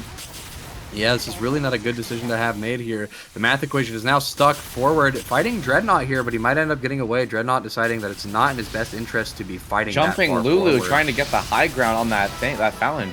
As I said earlier, that fountain can be deadly. If you want to risk it, you're a sitting duck trying to get up there. 2 people on the side of Pog are dead, but so are 2 people on the side of the Fire Nation. More people are weak on the side of Pog as well, though. The Man Melter crit onto the math equation, yeah. And it's just a 2v1 on the point here. Veg is going to go down here, I do believe, except maybe not. Never mind, he gets regular man-meltered. Phoenix now becoming the regular man-melter king, hitting those shots from across the map. We do have Spaten playing a little bit aggro, but not too aggro, just aggro enough to get some damage. This does appear this will be Pog's last fight, last-ditch effort on the for a fight. Try and save the point and try and get any time on the board this round. The math equation goes in and he's instantly taken down. So is Veg. There's nothing on that point for Pog there, and that's the round for the Fire Nation, which means we are going to match point. Next team to win a round will take this map, and that'll take us into map 2. Very, very interesting to see. I'm glad to see that Flame, took that loss from the first round and went back and was like, yeah, guys, we need to regroup and figure out what we're going to do. And they figured it out all right. But it does appear all blue. Oh, no, one breaks off, all fighting in the church. Yeah, it does look like we're going to have a lot of Pog presence inside of the church, but it's not going to be quite enough. 2 Pog Pyros are going behind, but Paxton is going to go down. Paxton going to get a kill on Spaten, though, just before he dies. Get a nice little trade, but it isn't going to be enough. Now they're down 2 players, and Veg is just going to have to try and get out with his life here, playing up over here by Shul and Holy Onyx, and this is going to be the first cap in favor of the Fire Nation here. Another dominant showing on the mid, just bullying the Pogs out. Veg not knowing where the heck he is, almost running straight into the flames. Rabdo also kind of running straight into the flames, though. He's fighting that 1v2 over there by the Phoenix having a crit man melter, unfortunately missed, but it does look like a new fight will be happening on this balcony area. Paxton getting pinched by these 2 Pyros, though, somehow manages to live. A little bit of beef going on. All the players on the Fire Nation side are super weak. I mean, a lot of them could take one good hit and they'd all be dead. Rabdo taking a little bit of afterburn damage, but not quite enough. And it does look like we're going to see Dreadnought trying to bully these people out a little bit, and it works. And Pog is now chilling back. Veg super weak, 15 HP, and all these players are just going to have to run all the way back to spawn and resup, and that's an entire minute taken off the clock for the Fire Nation. We do see Fire Nation is running a very solid strategy. One person basically per flank with any extras wanting to help out where need be. But it looks like Pog is pushing into the church. Lulu, unfortunately, taking 60 Spawn hitting a damage. nice man melter hit, but it's not quite enough. He's getting taken down by the other 4 Pyros right there. But Pog does end up dropping 2. Might end up dropping 3 here. They do end up dropping 3. There's only 2 left. The remaining players on Pog are just have to get out of there. There's nothing they can do. Holy Onyx Math going equation. in, taking a 2v1. Oh. Math equation, unfortunately, very low. Caught out by the rest of the Fire Nation. And that's basically a wipe, yeah. That is half the time gone immediately by Fire Nation. Gas thrown on Pog in the church. Let's see if they can recoup and try and wait for that gas to wear off before pushing out.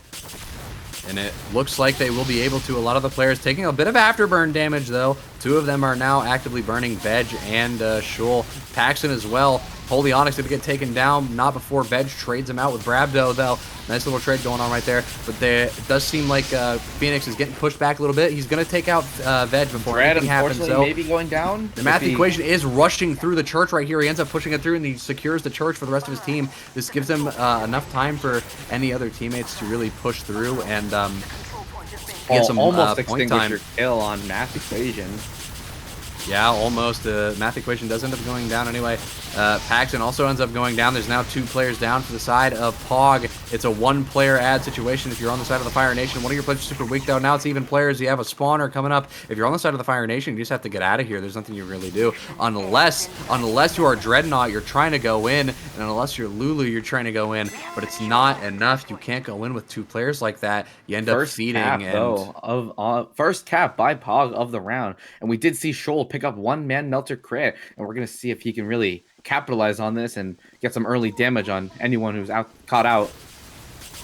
Maybe, but they also do have to hold this point for basically 3 whole minutes uninterrupted, because the moment the Fire Nation gets a good push in, which it looks like they're starting to get right now, a lot of their players are weak. One of them goes down to Afterburn. Veg very weak, 60 HP. Math equation super weak.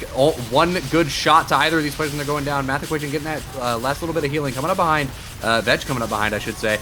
And Paxton also alive in those arches. Red ends up securing the point again, and it's going to be Math equation. Throw some gas onto the point. Going on to Spontan here. Spontan might be going down right about now. He air blasts Math equation away. He's getting chased down. He picks up that pack, and he's living. Math equation does end up going down, but Blue's getting a lot of cap time right now. They might not be able to end this round as quickly as they had once thought. But even so, it does mean Pog has to hold this point for exactly 2 minutes. What I did see from Dreadnought that unfortunately didn't get caught was you don't need to jump on the fountain to get up to this high ground on the arches. There is a piece of geometry jutting out. I think it's like a pipe or a sewer pipe or something, and you're able to jump on that and get that high ground. Yeah, I do think there's a little bit of map geometry manipulation to be desired, but it does look like we're seeing another big fight come in. A lot of cap time coming in from the side of the Fire Nation. 2 players are already down on the side of Pog. 3 players are already down on the side of Pog. It's now even players, even fight. It's an even fight going on in the midpoint right now, and they're capping that point. Veg is the last one. He's got to stop this cap some way or another if he doesn't get any cap time. And that's Valor. That's map 1 for the Fire Nation. Very interesting game. A reverse sweep by Fire Nation to take home Valor, and that will be map 1 of Grand Finals. That was a strong showing from both teams there. For a while, I thought it was gonna be a nice win from the Water Tribe, I guess they're getting called in the poll in chat here. Good old Avatar. But unfortunately, that is not quite what happened. But what I am excited for is we will be going to map 2, which, if you were paying attention about 20 minutes back, that will be Sandstone, which has gotten some crazy action the last couple times it showed up. It's just consistent oven, and if you get on that back foot, it is very hard to push off, and you just need to try and coordinate and get a good push going in to try and reclaim the point. Definitely. But before we even get started on that, I don't want to get too far ahead. I want to look at these log words here. Nice 1 to 2, very even on the kills here. 69 nice to 76 red and blue respectively. It does look like if we sort by the highest kills here, it's actually Shul with the 3.7, 22, 4, and 7. A nice KDA to fluff out those logs, followed up only by Phoenix. Those two are the only ones with 20 plus kills during that match. Very interesting to see. I mean, we've seen in the past, you know, some teams just unfortunately get sweeped and shoved all the way to the bottom of these leaderboards and these logs. But we can see here, it's just blue, red, blue, red. It's just very even. These teams are giving it their all. And it's just whoever has that just extra, that 1 extra percent of pushing power, they will win these matches. Definitely. And of course, we've got to look at the damage taken per minute aspect of things as well. You can be dishing out a lot of damage, but you can also be eating a lot of damage. Veg with the highest at 318, Spottin and Holy Onyx tied with 312, and Lulu, you know, playing a little bit more support, it seems, you know, only taking 217, dishing out 249. A lot of these players almost going positive for their damage. Unfortunately, some of them not quite, but they end up winning the round. So does it really matter? Not really. Yep, and like we were saying, it can be anyone's game. If Flame wins Sandstone, we will be seeing them as the Torchlight Tango North American bracket champions. But in the same sentence, Pog could come back, win this, and win on Decider to be the champions. It all just depends on what they do, how they play, and what their strategies are going into this.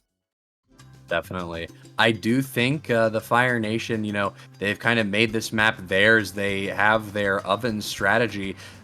We've seen how powerful they are and how well they perform against other teams on this map. So I have a strong feeling that this might be a little bit more Fire Nation sided, but of course, but I do have faith in the Water Tribe, if you will, to to come in like a tidal wave and crush the flames. And like I was saying, like, you just never know. One team could have just that little extra pushing power that the other team just didn't have, and they could end up winning. But it could be anyone's game. Anyone can take home the win for this map. True. Anyone can take home the win for this map. I mean, it was a very close game on Valor right there. We saw that the Fire Nation had a little bit of a rough start going on, but they managed to pull themselves back together. And I'm wondering if that instance of them pulling themselves back together is going to last through to this, and we'll see a quick 2-0, or if we'll see another close fought match that'll go 1-2, and they might end up crumbling. They might not get to execute their oven strat.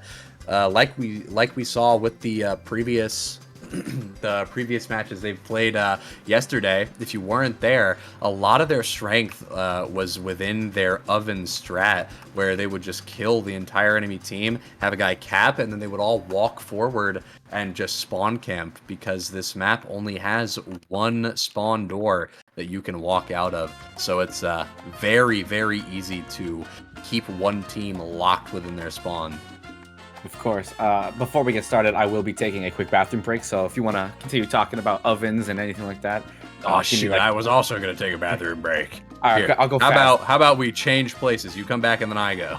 All right. I'll make this quick. I got you. All right, there's man. But yeah, like we all saw yesterday, for those of us who were there for the Fire Nation match on Sandstone, they show some prowess on this map. They make this place their home, and they are very, very, very powerful on this map. And I think that, you know, I'm not biased or anything, but I think we're gonna see a hard first round for Flame. But I think Pog is going to adapt to their strategies relatively quickly, and we'll see another match point game here that'll go down to the wire. That said, you know, once our bathroom break is over, the match will start. So we do need to wait just a couple seconds more. Hopefully they don't rup without us. If they do, that would be a little bit cringe. But you know, sometimes the teams don't listen to the casters on if they're ready or not. So You are free to take your bathroom break now. I have returned. Oh, awesome sauce. I will be back. So, as we can see, or as you can see, you know, I'm not sure what he was talking about. I'm just gonna go off what I was talking about. I got my boys here. You know, we're here to watch the greatest showcasing of Pyro v Pyro that TF2 history has ever seen. I do see your hydration. I will be waiting for Zach to get back so we can do a good hydration together. But you know, what can we say? You know, it's a very, very great outing between these two teams. You know, it's not as simple as one team wins all and sweeps the other one in one go. We're seeing a lot of back and forth action. It's just we just gotta see, you know, who goes that little extra step and just gets that little extra push and kills the other team before they can win. But other than that, we're just waiting on everyone getting set up, everyone getting the nerves out of their, getting you know what I'm trying to say, calming down, getting ready for their next match. You know, Valor was an excellent showcase of a reverse sweep against Pog, which was very cool to see, and I'm very excited to see what will happen next. It does appear that the voices in my head have told me that we will be starting any second now. I'm very excited. This will probably be the best Pyro gameplay you've ever seen between these two. They're going to be duking it. Flame fighting for this match, or fighting for this round to win and win the whole tournament, and Pog fighting to stay in the match just one more game and taking it over to Canopy. But it does appear we will be starting any second now. Let's run this, John. We are live. 5 seconds. I heard about the hydration. Let me take a little sippy right quick. There we go. I didn't want to do it. I didn't want to do it until you weren't here.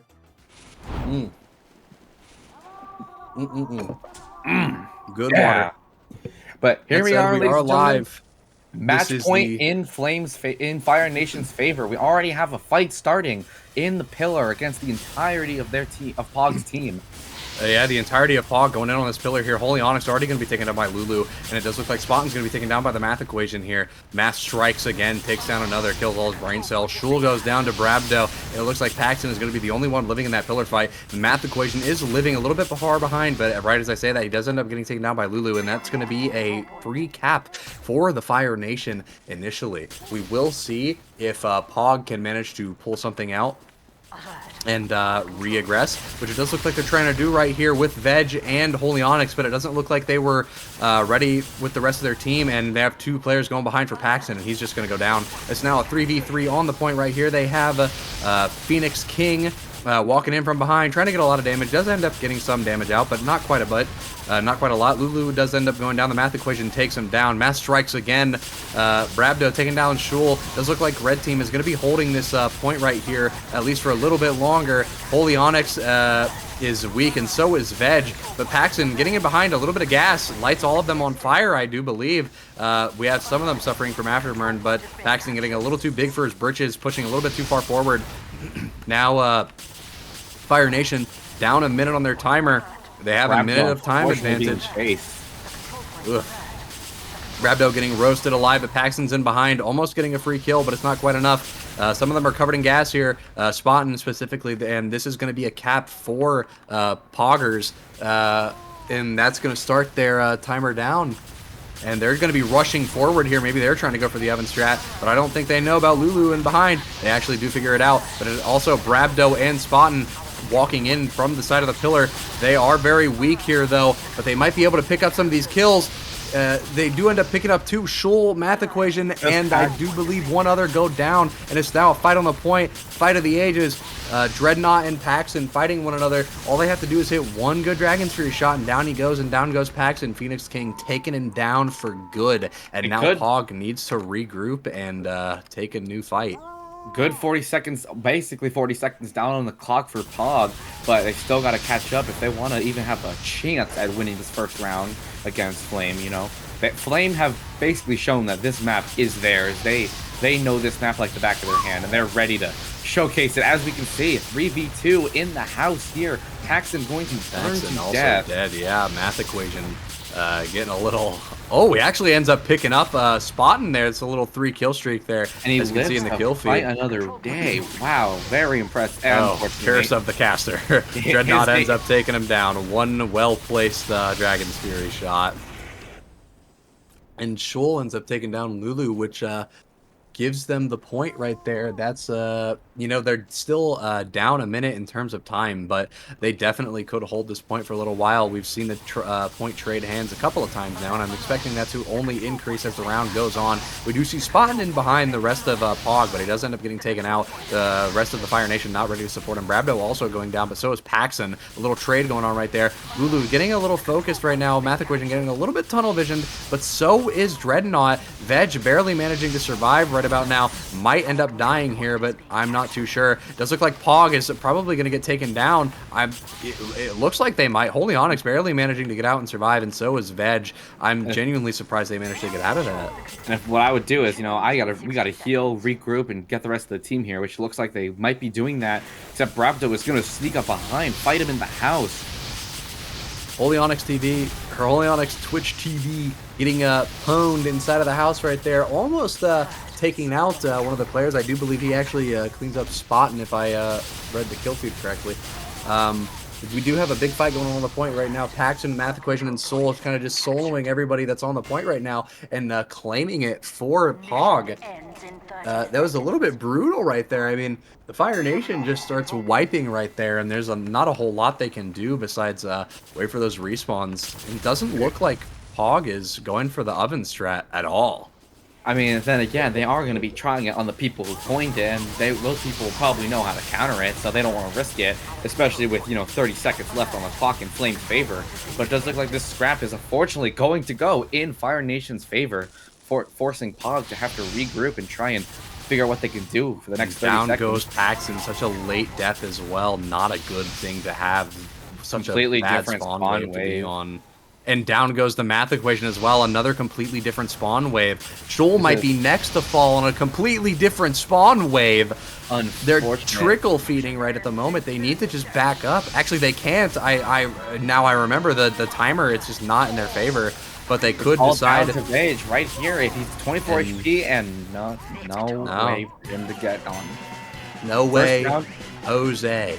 First round goes in the favor of the Fire Nation. If they win this, they will win the North American bracket Torchlight Tango. It's all coming down to if Pog can do a reverse sweep and take it to the third decider map.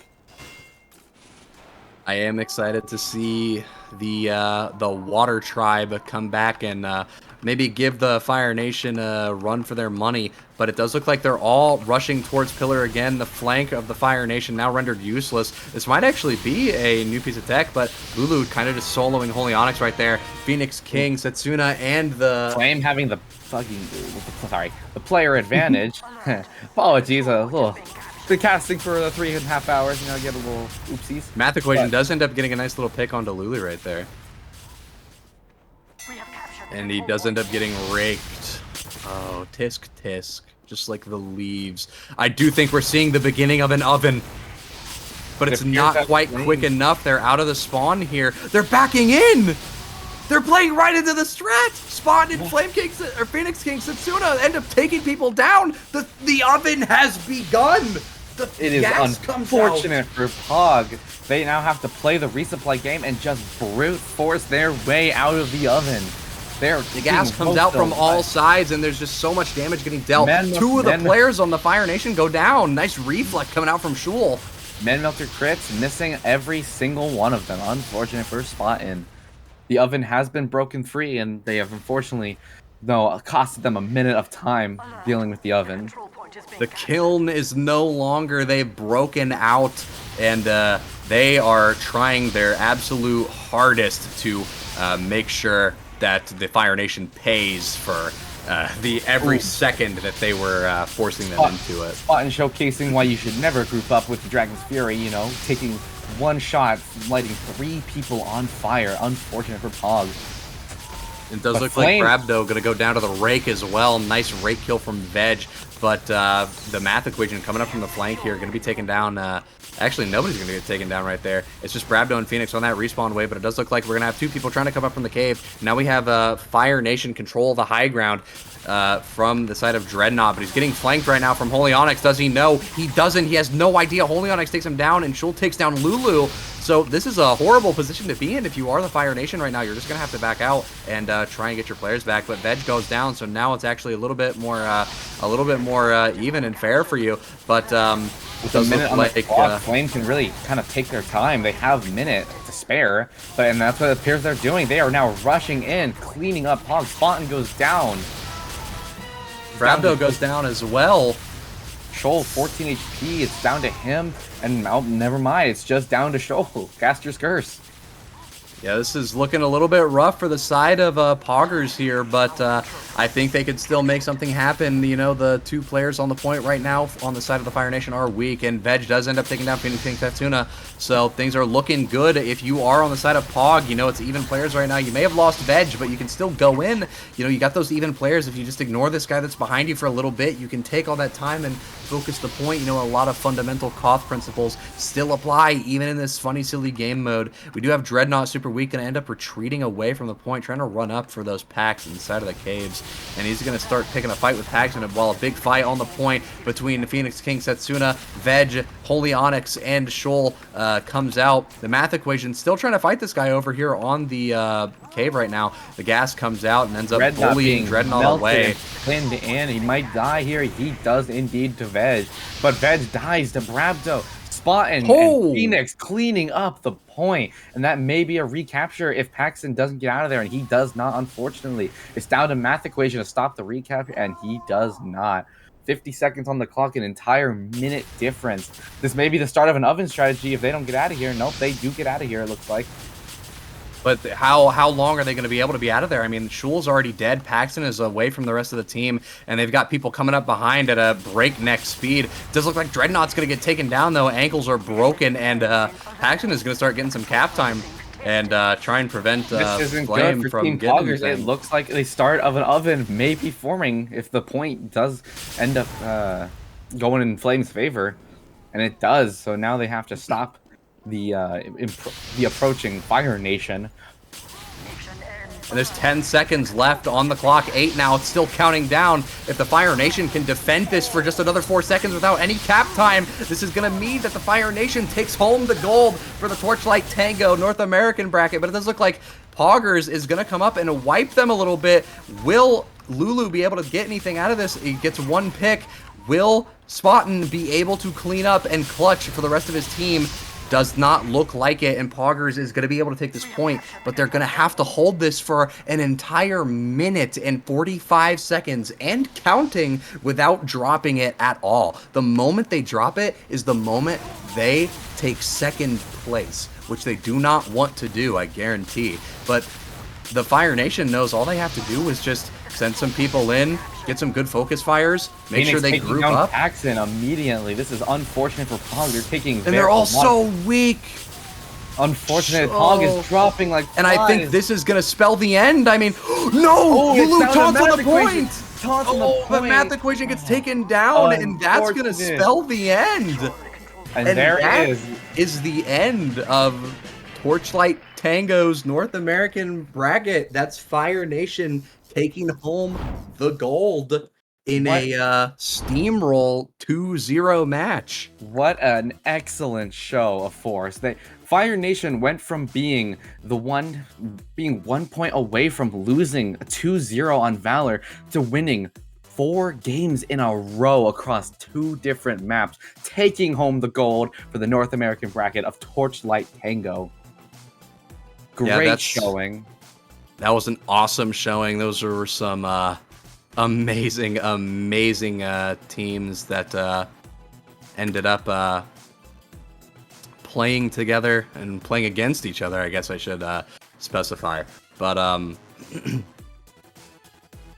Yeah, I mean, we've seen quite a bit of action come through from both of these teams, and unfortunately for But the voices in my head talking about interviews.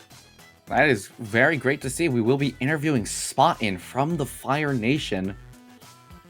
We will be talking with him and telling him and asking him what was the team's thought process going into this? What are they gonna do now that they've won the gold?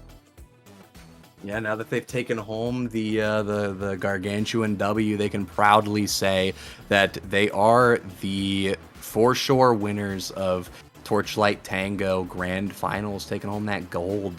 So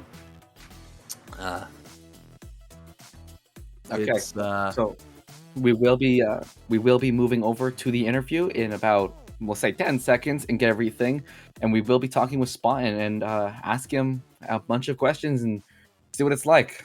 So we will be moving over there right now.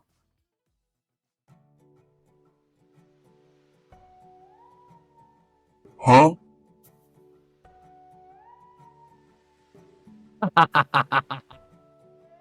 My join message. It's getting broadcast live. I have a friend who would love.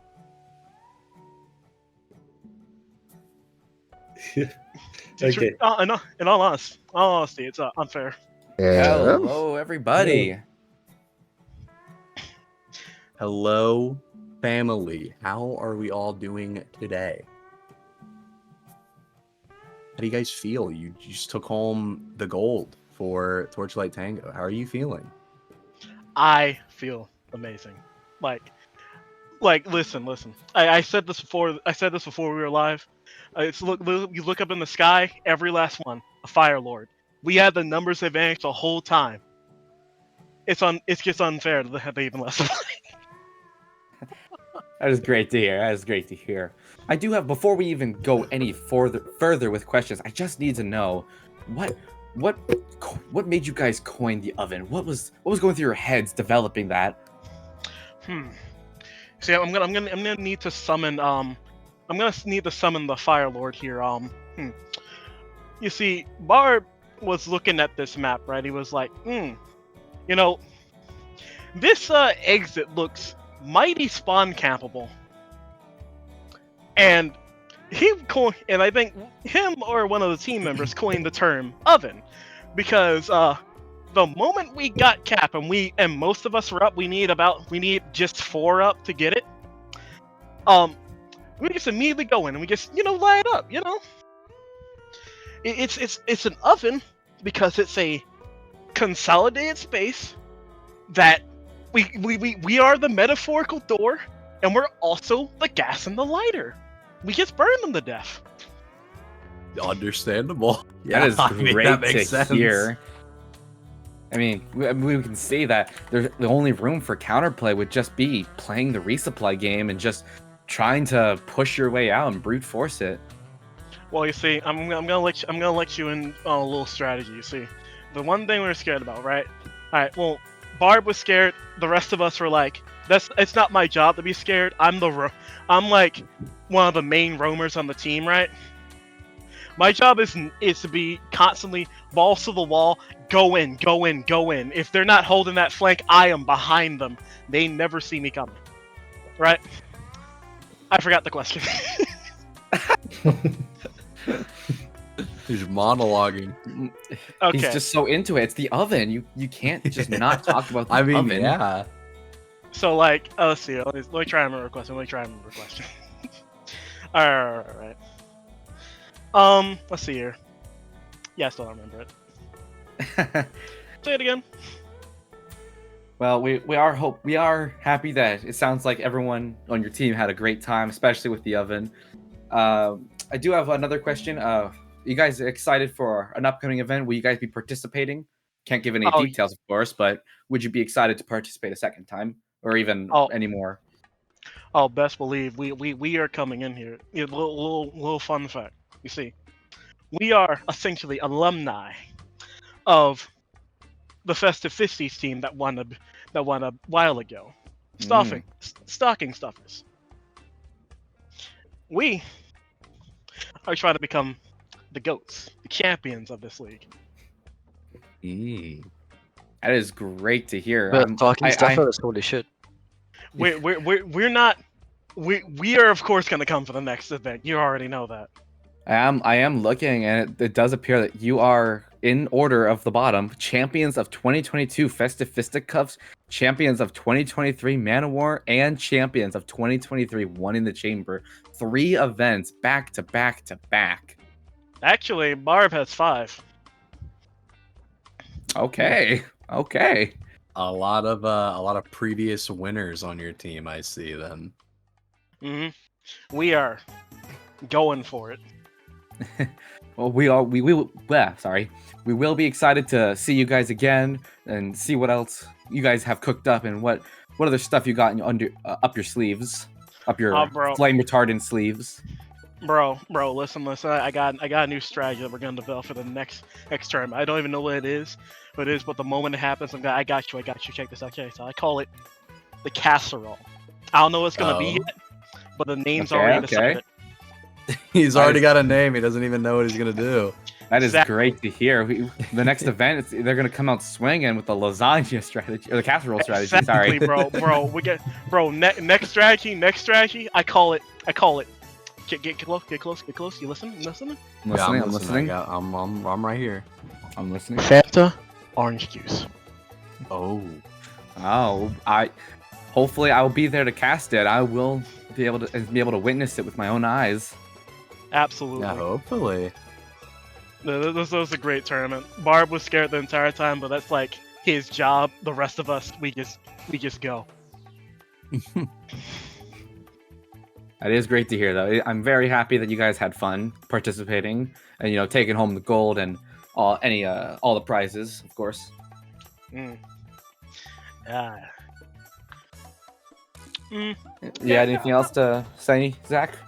I do have one question for your Valor match. When you guys were playing that first round, you guys were kind of taking a lot of like really bad fights and just fighting like 1v2s and 1v3s and really just doing like choose your own adventure things and not really playing as a team. Did you guys have to like stop for a second and like regroup after, or like what was your thought process after you had lost that first round? What was it like trying to organize yourselves to do the reverse sweep there and take the 2-1?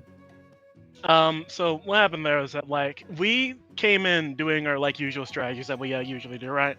Because how we tend to operate is that we have like 3 main fighters go in and then 2 of us are like off either join, then like 2 of us are wild cards. I'm one of them. I'm constantly trying to find opportunities to get behind the team and start laying in like the chip damage and stuff, or just taking out members, right? All right. Barb and the rest of them are like always in the main fight, and then someone's always just like either playing off me or with the other team trying to see if there's an opportunity to change the fight. The issue came in when the other team, right?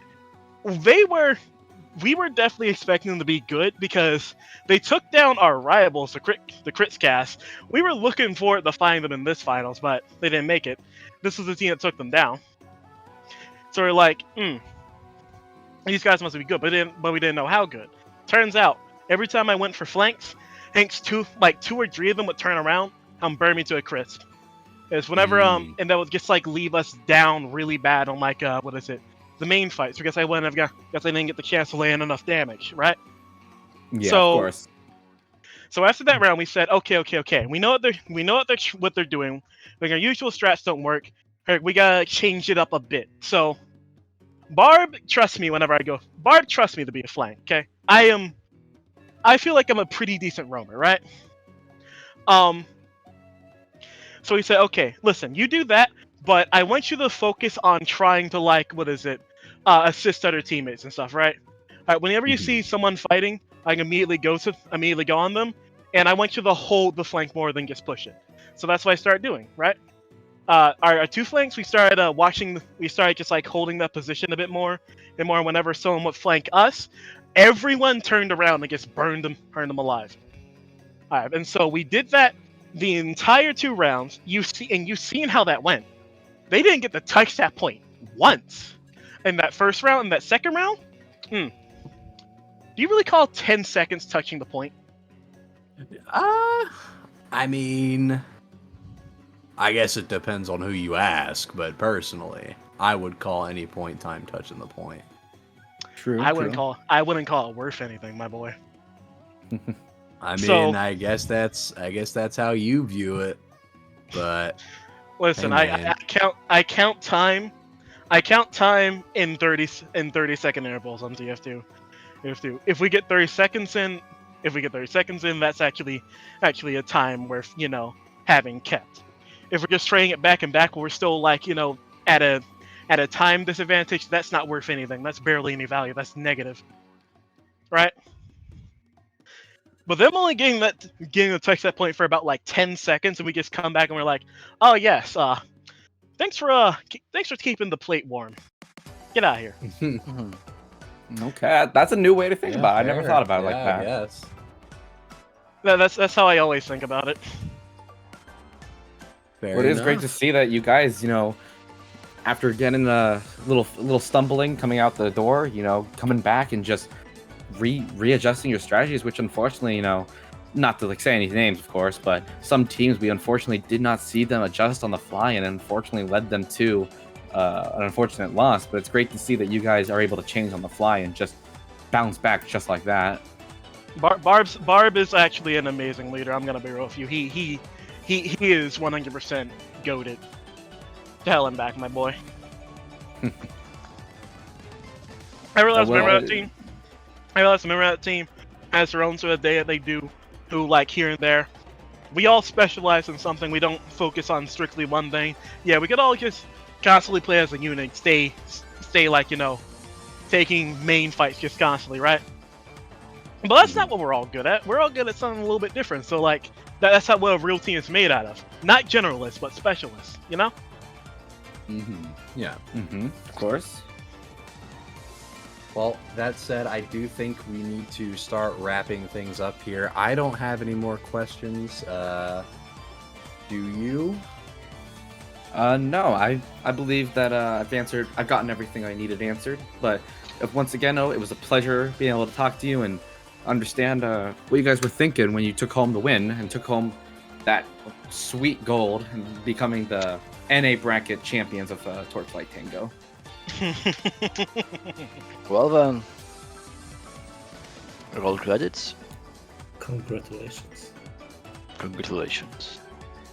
See ya, Fortress Face-Off. Yeah.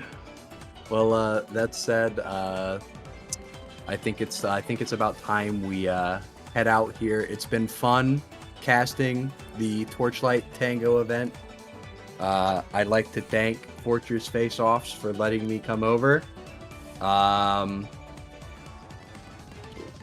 don't think I have anything else to say, so if you have any other closing remarks, you should get them out now. Shout out to Fireside Casts.